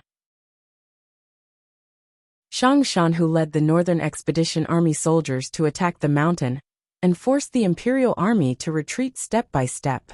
If it weren't for 13th Wang bravely holding the pass, the mountain would probably have been broken through long ago. I heard that he later blocked a blow from Granduncle. Yi Ling shrugged. That day, this person left a deep impression on the Imperial Army. Everyone admired him greatly. After talking about him a lot these 2 years, he became famous. Yi Ling's granduncle was the great Grandmaster Yi Luyan, who had disappeared without a trace after the Dong Mountain incident. Hearing these words, Fan Xian paused. He turned his head to glance at the unconscious 13th Wang and slowly said, "Given his brave and ferocious nature, if he was in the military, he would probably become a rarely seen fierce general." He didn't know that 2 years ago, the famous general of Northern Qi, Shang Shanhu, had such an evaluation of 13th Wang at the mountain gate. After a few days, 13th Wang woke up. No one knew what kind of power this young disciple of the Sword Hut had in his body for his injuries to heal quickly. On the day he woke up, Fan Xian suppressed the joy in his heart and asked straightforwardly, "You are the future of Dongyi. What exactly are you planning by working so hard for me?" 13th Wang had left Dongyi and returned to Fan Xian's side because of the promise in the snowy night. But it was not just because of this promise. He was silent for a moment. On his pale face, his brows, which were as thick as swords, appeared particularly frightening. After a long time he slowly said, "Teacher can't hold on much longer." Fan Xian was silent. Siga Jian's death was something everyone had expected. In everyone's hearts, this great Grandmaster of Dongyi should have died 2 years ago.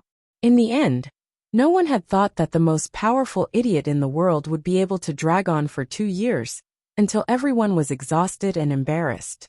It was to the point that everyone seemed to be hoping for his death. However, coming from 13th Wang's mouth, these words represented another meaning. Fan Xian knew that Sigajian did not have much time left. Dong Yi had to immediately decide what path it was going to take in the future. 13th Wang entering Shiliang Road this time, and performing such a great service for Fan Xian, was also Sigajian's arrangement. Your teacher is a big idiot. I think it is very likely that you will inherit his legacy and become the second biggest idiot in the world. Fan Xian looked at 13th Wang's haggard face and coldly said, You and Haitang are both orphans. Why throw away your head and spill your hot blood to protect such meaningless words? 13th Wang smiled with some difficulty. He knew that while Fan Xian's words appeared mocking, they actually hid a glimmer of concern. He looked at Fan Xian and slowly said, If it is not to protect something, then why are you here? Fan Xian had nothing to say in response. 13th Wang finally said, Teacher wants to see you one last time before he dies. Fan Xian's heart jumped slightly. He immediately calmed down. Furrowing his brows in thought for a moment, he then shook his head and said, The Emperor will not let me accept the Dong Yi matter. 13th Wang knew why he shook his head. Presently, Fan Xian was in charge of the Shiliang Road matter. If, in the future, even Dong Yi was taken into the arms of the Qing kingdom through his hands, it would make things difficult for the Qing emperor. In order to prevent an imbalance between ruler and officials, the Qing emperor would probably not let Fan Xian handle the Dong Yi matter. Don't think of things too rosy. 13th Wang coughed. His newly healed wound almost burst open again. The sword hut will open next spring.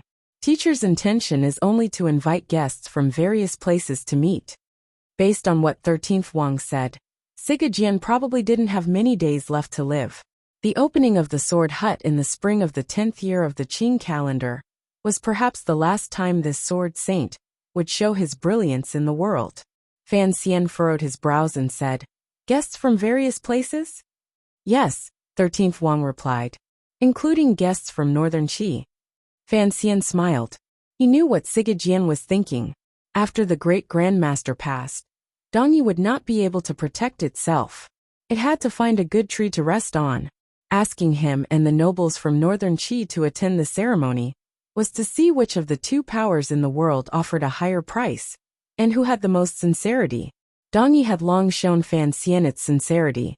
This sincerity was the sincerity 13th Wang's words had delivered on that snowy night 3 years ago. It was sincerity written in 13th Wang's blood. If your teacher asks too much, I won't be able to help much, Fan Xian said seriously to 13th Wang. Very seriously, Fan Xian said to 13th Wang. You know I am speaking from the bottom of my heart. Never mind, rest well. After saying this, he realized that 13th Wang did not notice.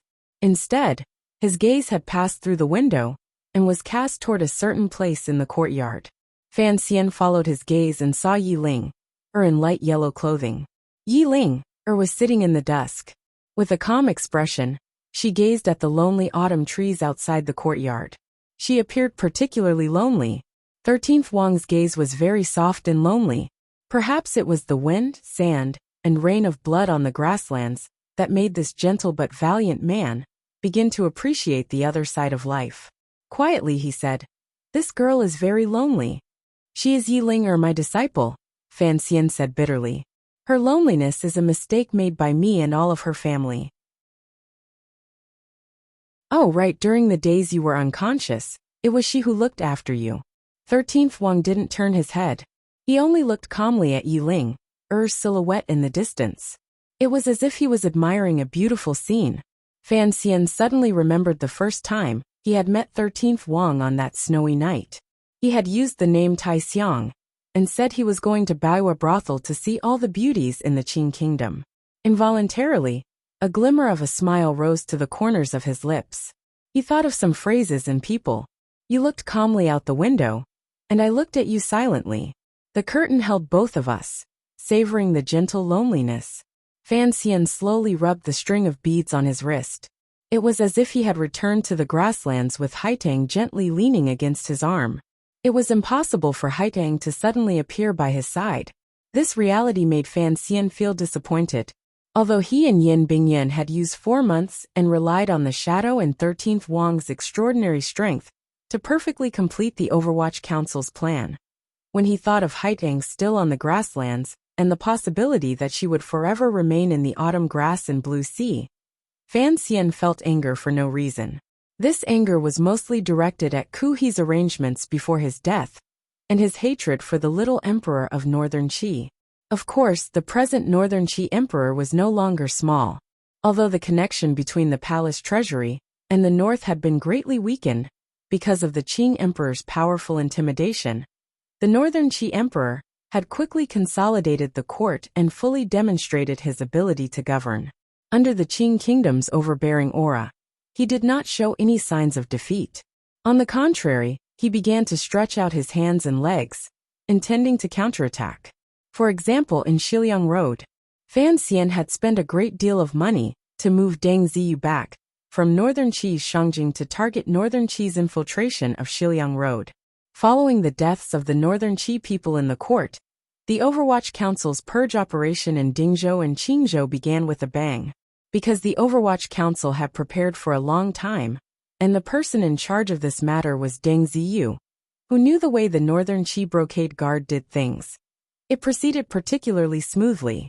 With the full cooperation of the General's Manor and the Governor's Manor of Shiliang Road, the Overwatch Council only used 10 days to capture over 40 Northern Qi spies in Dingzhou and Qingzhou. The number of Northern Qi spies who had died to the hands of the 6th Bureau of the Overwatch Council had already surpassed 100. In order to destroy Northern Qi's infiltration of Shiliang, Fan Xian had spent a great deal of money and exposed a few officials who had developed in the Northern Qi court for many years to obtain the name list. He knew that although the Hu people on the grasslands appeared to be able to resist at the moment, if they were allowed to continue developing, they would become a great threat to the Qing kingdom. Thus, he did not care about anything. He had to kill the signs of the Hu people's prosperity before the spring dew fell. He also knew that each time the Overwatch Council captured a Northern Qi spy in Shiliang Road and killed a spy, the distance between him and Haitang would increase. Furthermore, there were still a few Tianyi Dao disciples lying in ambush in Shiliang Road. The death of the left virtuous prince of Xi, who brought too many unstable factors to the grasslands. The hardliners, led by the foremost ace of the king's tent, Hu Gu, demanded that the chief of the court give an explanation for this matter. Without being conferred a title by the court, the left virtuous prince's tribe had elected the left virtuous prince's youngest son as the new left virtuous prince. At the same time, they raised the knife of revenge against the various powers on the grasslands. The biggest suspects for the left virtuous prince's death were, of course, the chief of the court and the right virtuous prince. Although the court had once said that the Qing kingdom's Overwatch Council had secretly done this, not many people believed it. Furthermore, Hu Gu was still picking fights internally. In order to stabilize the situation on the grasslands, Chief Su Bida was forced to acknowledge the new left virtuous prince's position. He sent envoys to pacify them and guarantee that they would give the left virtuous prince's subordinates a satisfactory explanation. What was a satisfactory explanation? It was the head of the murderer and the massacre of the murderer's tribe. The problem was that the murderer had long escaped. No one knew which tribe he was from. Thus, the grasslands were in turmoil. At any moment, there was the possibility of a big battle breaking out. Additionally, the court had, in a short half a month, suddenly lost all of their spies in Shiliang Road and became blind. For a moment, they were unable to respond. There were many troubles on the grasslands. However, these troubles needed Chief Su Bida and Haitang to resolve. As for Fan Xian, who had created these troubles, he was not unhappy at all. He just watched everything that happened on the grasslands with cold eyes from Qingzhou. According to his agreement with Hu Gu would completely lean toward the chief of the court next spring. After all, given Hu Ji's current strength, even if he had the full support of the left virtuous prince's subordinates, he would not be able to overthrow the position of the chief of the court. Since it was so, it was better to change sides. Presumably, Chief Su Bida would happily welcome the arrival of the power that Hu Gu belonged to. With the chief's support, in addition to the Qing kingdom's secret support, presumably, it wouldn't be long before Hu Ji's tribe would develop and grow. At that time, Chief Subida would truly have a headache. The grasslands would welcome a truly difficult time. Concerning this matter, Fan Xian had only made the beginning. He dug 2 shovels and threw down a seed. He then waited for the seed to germinate, grow, and take over the place where the grass grew. It had to be admitted that his 2 shovels, particularly the 1/13 Wang had swung down, had truly taken the lives of the Hu people. Fan Xian stayed in Qingzhou, not just to watch the show on the grasslands. He also wanted to watch the show playing out in Qingzhou. However, before he could finish watching the show in Qingzhou, he received a secret report from Jingdou. This secret report from Baiyue brothel regarding the great prince made him angry. Faintly he sighed. The affairs of the world are difficult to predict. The affairs of the world are difficult to predict. The title of the chapter was a song by Do Wei. As for the monthly votes, I have already closed in to within 200 votes. It has been hard on everyone. It has been hard on me. Let's work hard together. Please continue to give me monthly votes.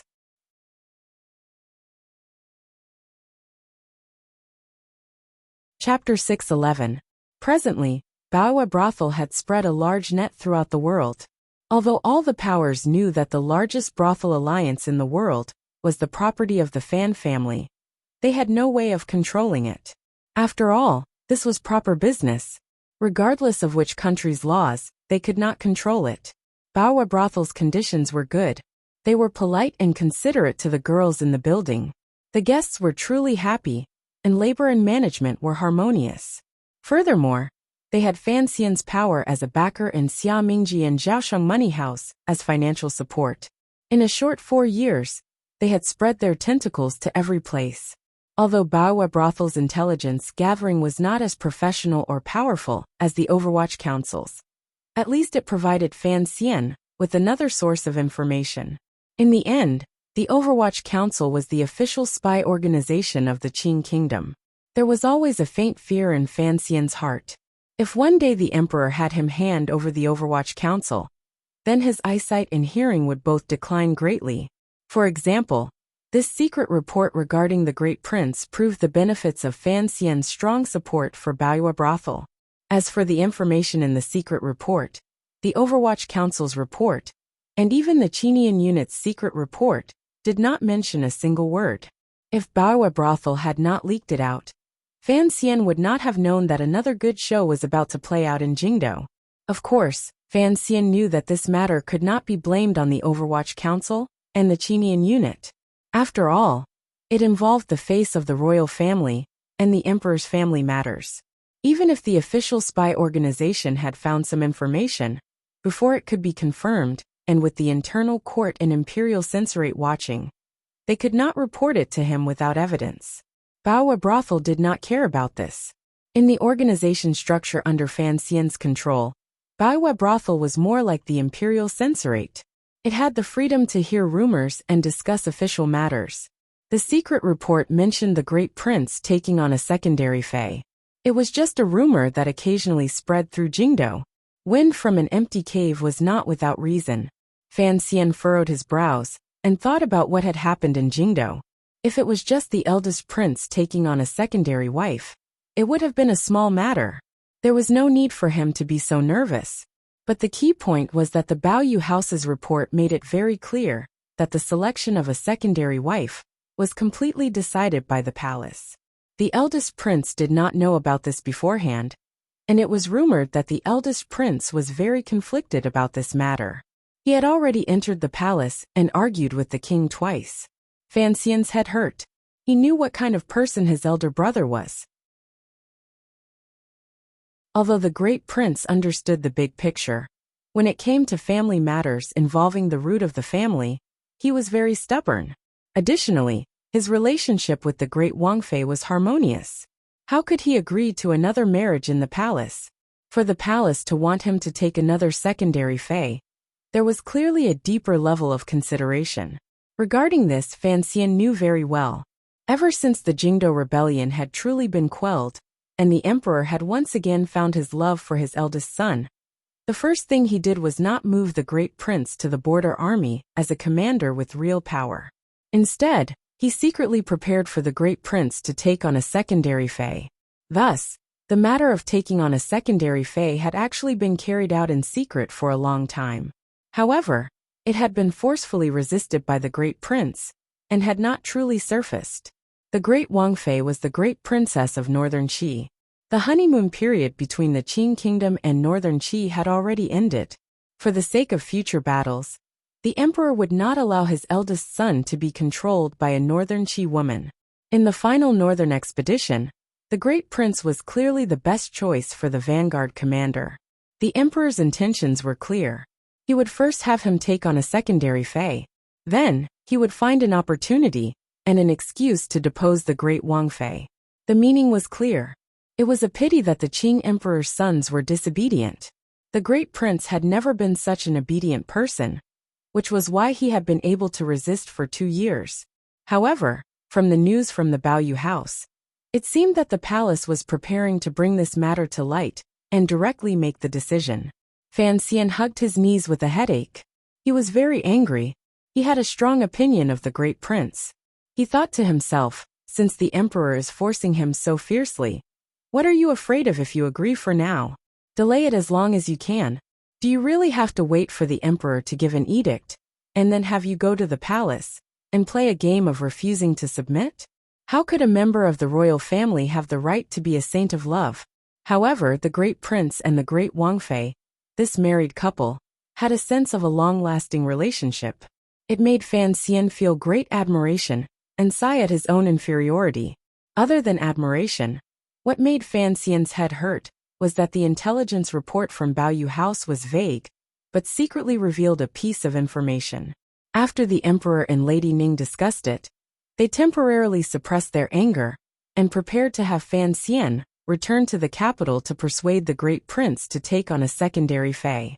It had to be said that after the Jingdo rebellion and the deaths of the crown prince and second prince, the Qing emperor's attitude toward his remaining 3 sons was much warmer than before. If it had been in the past, the great prince would probably have long been imprisoned in his manor if he dared to forcefully resist an edict. It was not like now, where he could resist his temper and let Fan Xian go persuade him. The emperor's secret edict would probably take some time before it reached Fan Xian's ears. Baoyu House received the news much faster. Fan Xian held his head and thought, what exactly is going on? When the great princess of Northern Qi had traveled thousands of li south to marry the great prince, he had been the one to officiate the wedding. Was he going to be the one to break off the marriage after 4 years? Just as he had sighed earlier, the affairs of the world were truly hard to predict. It was morning. The sunlight from the east shone through the lonely autumn trees in the Qingzhou military yamen and cut into a few large patches of light, illuminating the paper windows in the room. A serving girl carried a plate and passed by the window, casting a shadow on the window. The shadow stood quietly by Fan Xian's side and looked at his worried face without saying a word. The best assassin in the world was used to standing quietly behind Chen Pingping or Fan Xian, blending into the shadows of the building or scenery. He was used to seeing the constant worry of the last masters of the Overwatch Council. But he was still not used to talking to them and giving them advice. His mission was to kill people, and did not include these pitiful things that used his brain. After returning from the grasslands, the shadow took off his herdsman's clothes and returned to Fan Xian's side. Just like in the past few years, he was very quiet. However, Fan Xian occasionally noticed that the best assassin in the world would occasionally glance at 13th Wang, who was resting in the courtyard. His gaze was complicated and strange. I cannot return to the capital right now. Fan Xian knew that the shadow was not Yin Bingyan, Deng Ziyu, or the chatterbox Wang Qinian. Waiting for him to speak was an impossible matter. He rubbed the space between his brows and said, First, the Shiliang Road matter has not ended. Second, since there is no news from the capital, it is not appropriate for me to rush back like this. This is only a small matter. The shadow knew that Commissioner Fan wanted to talk to him. He paused for a moment and then said, Don't worry too much. Fan Xian shook his head and sighed. It is not a small matter. You don't know how stubborn the men of the Li family are. Take Chengxian and the second prince for example. They would rather die stubbornly than lower their heads to the emperor. Although the great prince's personality is much more open-minded, in his bones, he has the taste of Dongyi people's desire for freedom. With the emperor pressuring him like this, who knows what kind of frightening response he will make. Not waiting for the shadow to open his mouth to reply, Fan Xian's face was full of melancholy. He continued, "The emperor and perhaps everyone in court seems to firmly believe one thing. Those who are not of our race must have different intentions. Otherwise, why would no one believe that the great prince will inherit the throne just because he is half Dongyi? He is half Dongyi, and his Wangfei is a northern Qi person. In the current situation, the emperor wanting him to depose of his concubine actually has the intention of protecting him and placing him in an important position." In the Jingdou rebellion, there were 3 people who had performed meritorious deeds. They were Fan Xian, Yi Zhong, and the Great Prince. At the time, the Great Prince held the imperial army in his hands and controlled the vital points. However, he resolutely carried out the emperor's so-called posthumous edict and successfully controlled the situation of the rebellion to a level that the Qing kingdom could accept. Because of this matter, the emperor's attitude toward him had changed greatly. It was no longer as cold as it had been in the past. Accurately speaking, the emperor feels some guilt toward the great prince, Fan Xian said quietly as he rubbed the spot between his brows. As Fan Xian rubbed his aching brows, he quietly said, "So he wants to make it up to the great prince." Given the great prince's lifelong ambition, the best way to make it up to him is to be the vanguard and fight for the Qing kingdom from the south to the north, unify the world, and shine on the battlefield. The emperor has truly decided to use him as commander, which is why he has to depose the great Wangfei. Thinking of this, he also felt some resentment toward the emperor. The great Wangfei was the great princess of northern Qi. It did indeed affect the great prince's decision to be the commander of the northern expedition. But why did he have to use such unconventional methods as taking a secondary fei to resolve it? This was not the demeanor a ruler of a country should have. It was more like an old man who was angry with his son. Suddenly his heart jumped. Did the emperor still not learn from his past experiences and still maintain a powerful suspicion? Is he using all kinds of methods to eliminate these suspicions in the bud? Fan Xian's heart gradually grew cold. He realized that he had made a mistake these years. He had still underestimated the emperor's powerful desire for power and the emperor's natural paranoia and coldness. It was difficult to be a son. It was even more difficult to be the son of the emperor. It was even more difficult to be the son of the Qing emperor. Fan Xian let out a shaky breath. He knew that after he returned to the capital, he would probably be stuck between the emperor and the great prince. It was better not to think about this problem for now, but he was a little curious.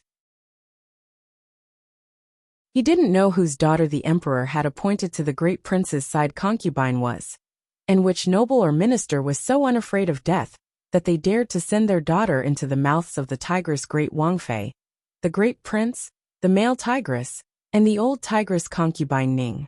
After the Jingdou rebellion, the emperor remembered Lady Ning's merits and took into account the great prince's face.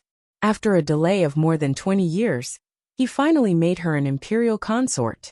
However, after this Dongyi female slave became an imperial consort, she still did not change her past shrewish personality. She was still full of tiger nature. The great prince's family was a tiger forest. In any case, it could not be Ruoro. Fan Xian was confident of this. Presently, the emperor trusted and favored him greatly. He also knew that for the sake of Ruoro's marriage, he had not hesitated to beat Hongqing into a lewd person. Naturally, he would not use this to seduce him and lose the big for the small. Fan Xian stood and pushed open the door. He welcomed the courtyard filled with the colors of autumn and no longer thought about the troubles in Jingdou. It was already late autumn. As far as the eye could see, the military yamen was filled with a clean and distant color. The sky was very high, and the clouds were very light. It made one feel a sense of open-mindedness at a glance. The city of Qingzhou was close to Shihu and had the air of the grasslands. Perhaps only in this kind of place could people cultivate a cheerful and beautiful mood, such as the unusual great prince of the royal family, or the unusual Yi Ling, or of the nobility. Fan Xian smiled slightly as he gazed at the girls in the courtyard. He thought to himself that the great Wang Fei's present situation was very difficult. But the second Wang Fei seemed to have gradually shaken off the shadow of the second prince's death. There were always some good things that happened in the world. 13th Wang's body recovered quickly. He was now able to wander around the Qingzhou military yamen in a wheelchair.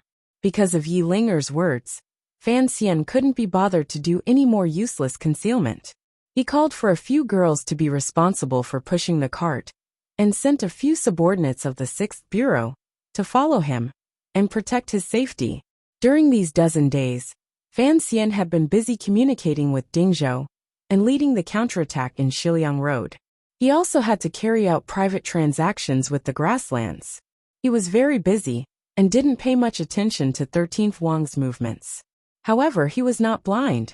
He could see that this lonely and desolate Qingzhou military yamen had gradually changed because of 13th Wang's awakening. Occasionally, a hint of spring seeped through the autumn garden. When 13th Wang sat in his wheelchair and occasionally rested in the garden, not far from him, a girl would be sitting and doing other things, such as embroidery or playing dumb and looking at the scenery. At that time, 13th Wang would become a dumb goose and stare in a daze at the dumb goose looking at the scenery. Other than greeting each other when they bumped into each other, this young man and woman did not say any idle words. They just foolishly played out their roles. They wanted to sing to the sky, but were also afraid that their red palms would lightly tug and disturb the unfocused clear waves. Fan Xian was the little ancestor of the Overwatch Council, and Yi Ling was the little ancestor of Qingzhou. After she gave the order, they no longer went out of the city every day to intercept the Hu people galloping out of the grasslands to gather grain like they had in the past year. Instead, they stayed obediently in the military yamen. The old subordinates in the military yamen were all chased out, leaving only the servants and serving girls. Thus, there was now an additional scenery in the Qingzhou military yamen's little garden. It was the appearance of the two dumb geese that Fan Xian was secretly laughing at in his heart. If one were to use a more beautiful phrase, it would be the scenery, the people in the scenery, and the people looking at the scenery. For two people who admired each other, each was the other's scenery, right? As her teacher, Fan Xian knew what kind of woman Yi Linger was. Sometimes, when he asked himself honestly, if he was a woman, he would probably also be shaken to the core by the 38 knife marks on 13th Wang's front. Furthermore, 13th Wang was a silent, gentle, and handsome person. How could such a person not move Yi Ling, who had been born in the military? Although Yi Ling's identity was somewhat troublesome, Fan Xian was not worried about it. 2 years ago, the emperor had secretly given a gracious edict allowing Yi Ling to remarry and choose her own husband. This was a great grace. As long as she liked someone, the Qing court would probably snatch him for her even if it meant fighting for him. The problem now was 13th Wang's identity. Although he secretly worked for the Overwatch Council, and the emperor also secretly knew of this matter, he was, after all, Siga Jian's last disciple, and the 13th disciple of Dongyi's sword hut. Yi Ling had once been the second Wang Fei, yet she was going to marry an ace from Dongyi. No one knew if she would be able to get past the palace. Of course, if Dongyi could completely lean toward the Qing kingdom under his leadership, then these obstacles would not exist. Fan Xian decided to put some effort into this matter. It could be considered making it up to this pitiful girl on behalf of the emperor and Yizhong. There was only one problem. Fan Xian looked at the two people in the garden with amusement. Rubbing his nose, he thought that these two people were still in a strange state. Someone had to expose them. Most importantly, it was not strange that Yi Linger liked 13th Wang. What exactly was 13th Wang thinking? No matter how noble Yi Linger's identity was, she was after all a true widow. He knew why 13th Wang was attracted to Yi Linger's profile. It was very lonely. Fan Xian knew that the real Yi Ling was not like this. Particularly embroidery. Fan Xian shivered. Yi Ling or had actually embroidered in front of 13th Wang, and pretended to be delicate and timid. If this matter got back to Jingdo and reached Wanner's ears, his wife would probably faint from laughter. He decided to tell 13th Wang the real Yi Ling, so that his young friend, whom he admired greatly, would not find out after marriage that his life was a major misunderstanding. Just as Fan Xian was walking down the stone steps and preparing to disturb the supercilious young man and woman, the shadow behind the door quietly said something. He immediately stopped his steps. These days, the shadow had carefully hidden his tracks to prevent 13th Wang from discovering anything. Fan Xian knew the complicated relationship between the shadow and the sword hut. He also knew the shadow's true identity could not be known by anyone. Siga Jian and the shadow had an irreconcilable hatred. Looking at Siga Jian's favorite disciple in the autumn garden, the shadow's mood was not as happy as the man and woman in the garden. A moment later, Fan Xian said, "We'll go next spring. He won't die so early."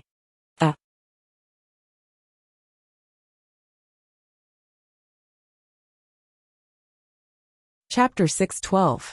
As for Siga Jian's life and death, the shadow was more concerned than anyone else. He did not want Siga Jian to die to someone else's hands, even if it was the merciless hands of heaven. Many years ago, Dongyi had suddenly fallen into chaos. Siga Jian had gone mad with his sword and slaughtered all the elders and relatives of his clan. Only the 16-year-old shadow had escaped.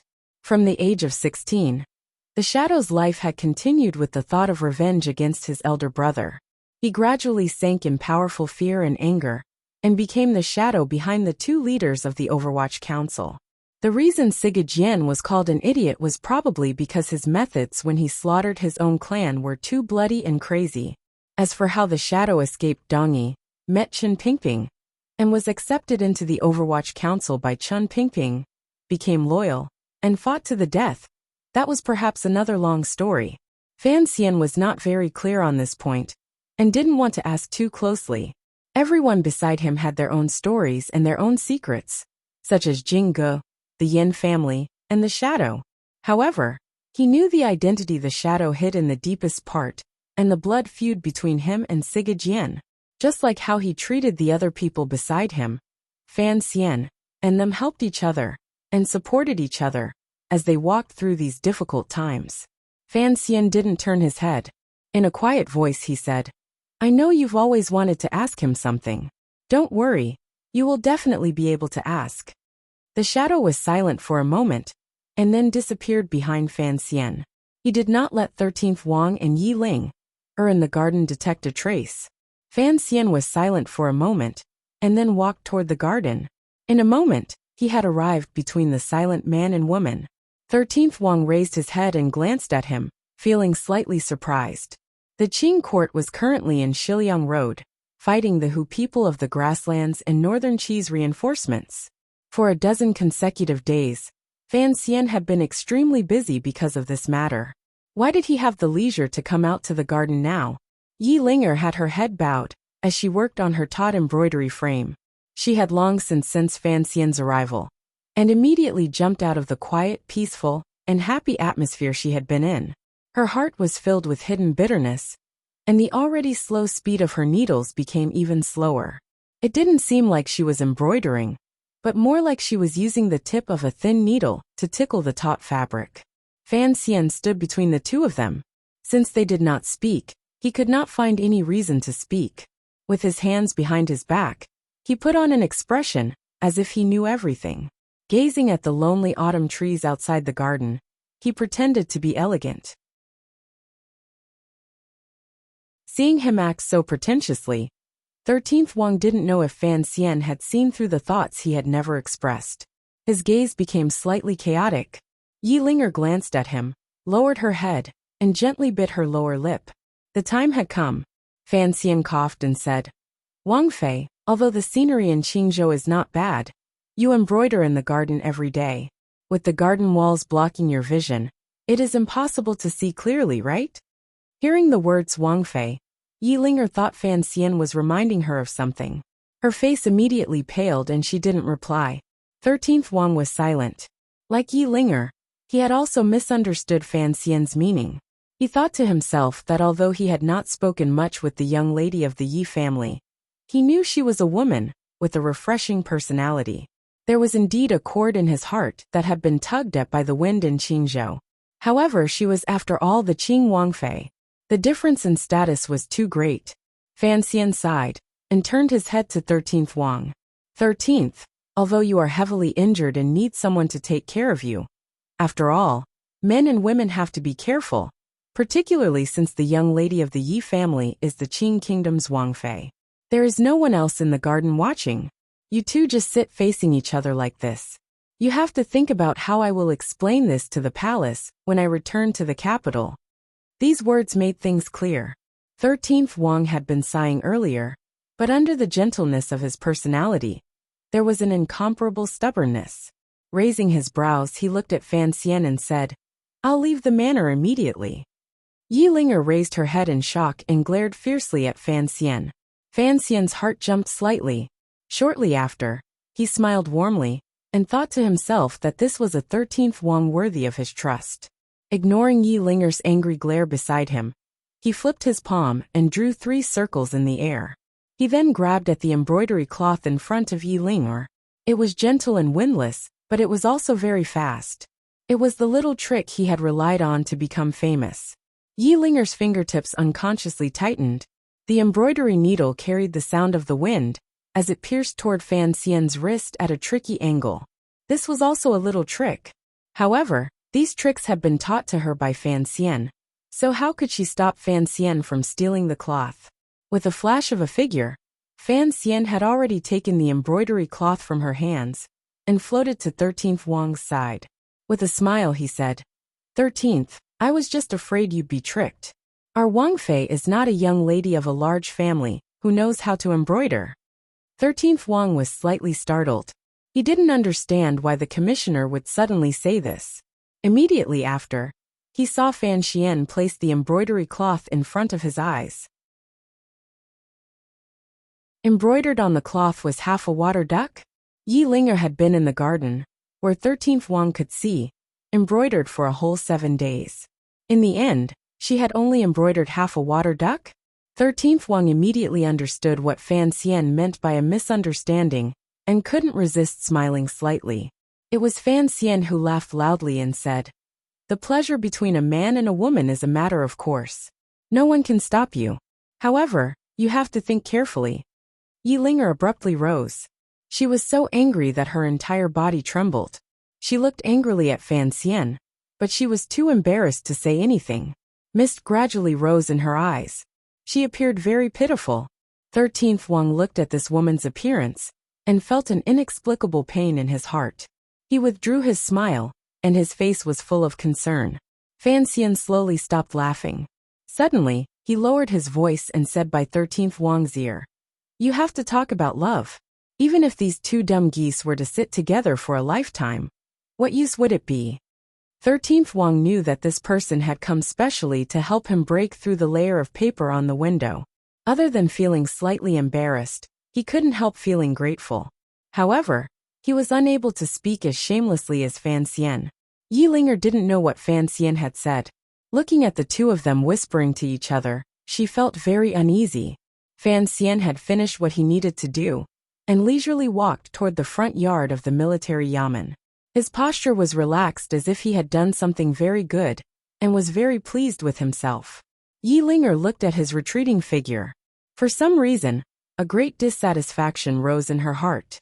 She huffed lightly and mockingly said, Teacher, I don't know how to embroider, but this water duck, I'm afraid it's better than the one in your house.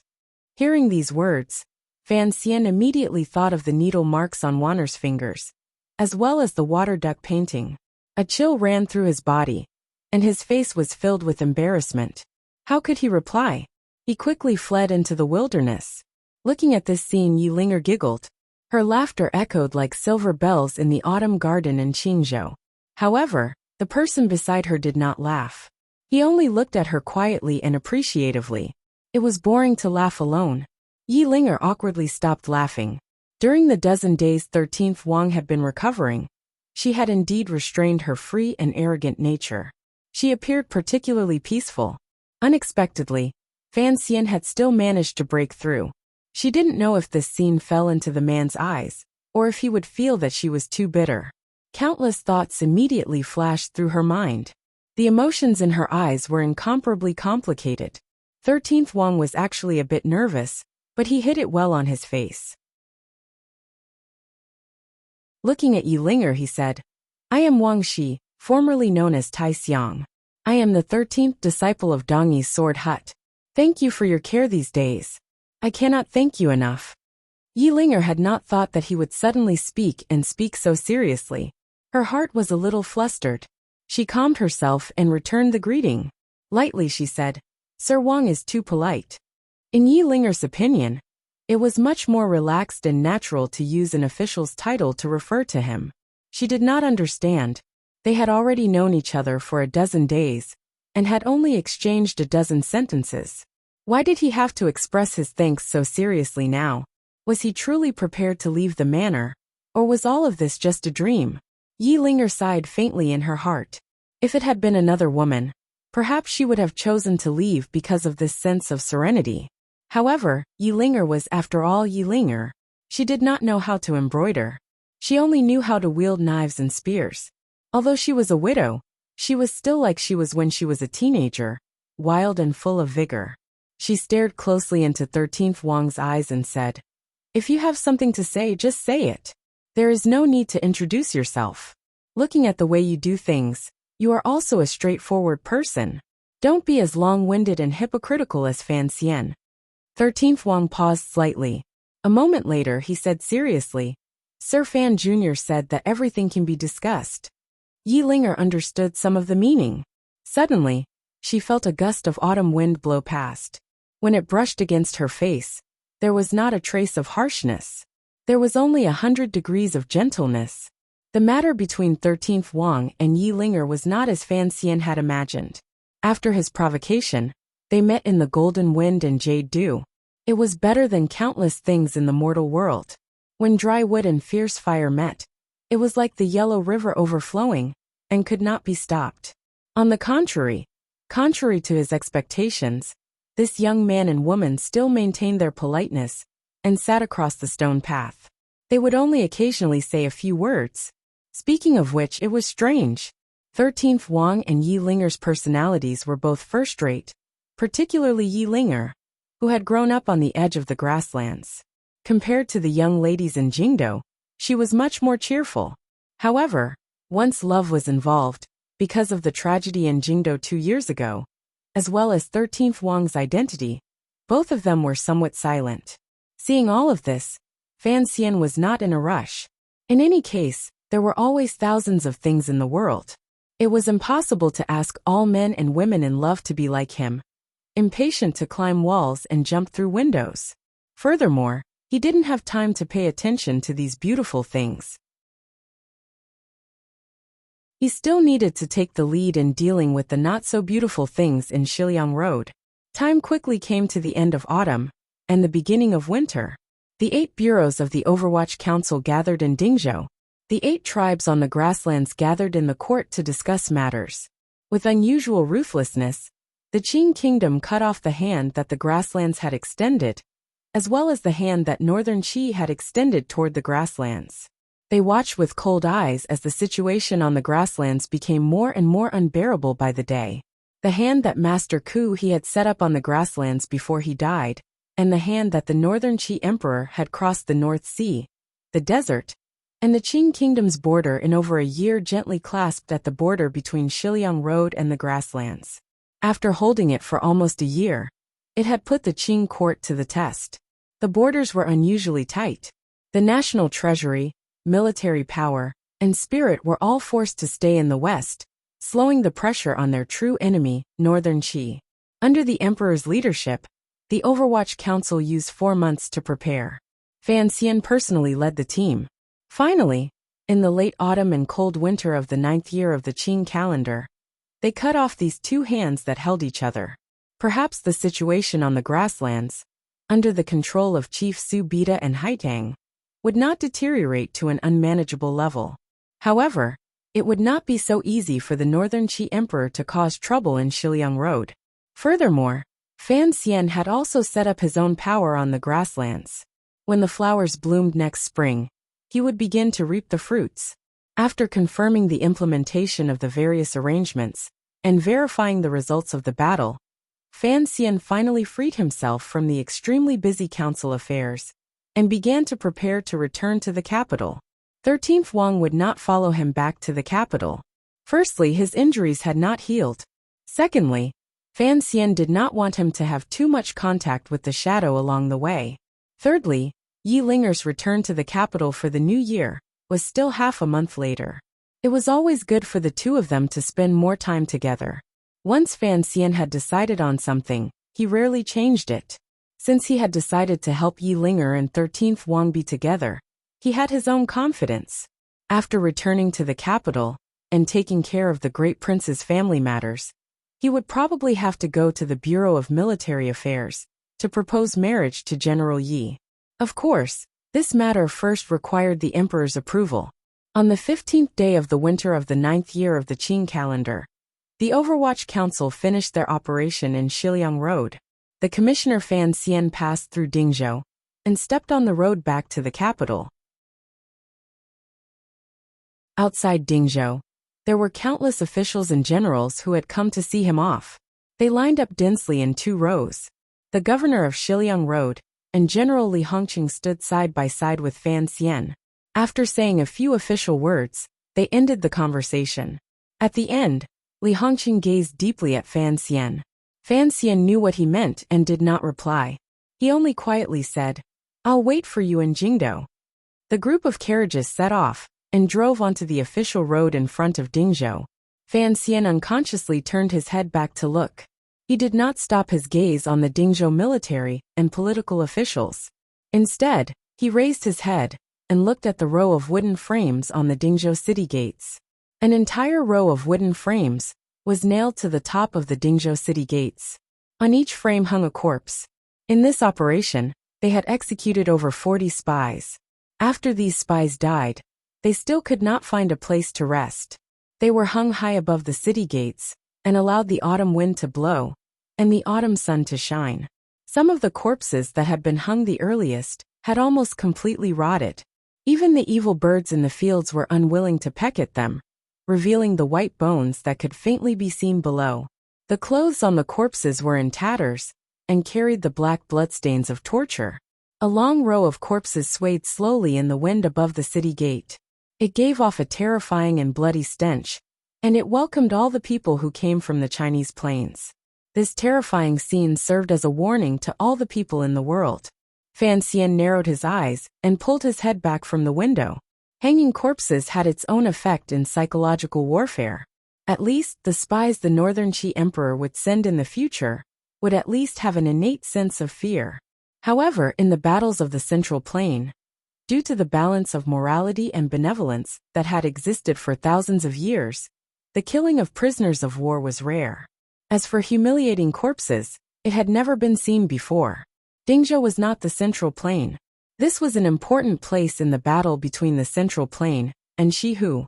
The two sides had fought for thousands of years and had done even crueler things. Fan Xian did not have much sympathy for the spies. What he had seen along the way from Dingzhou to Qingzhou had made him understand that once the war began, particularly the lingering hatred between nations, it could not be resolved by benevolence and morality.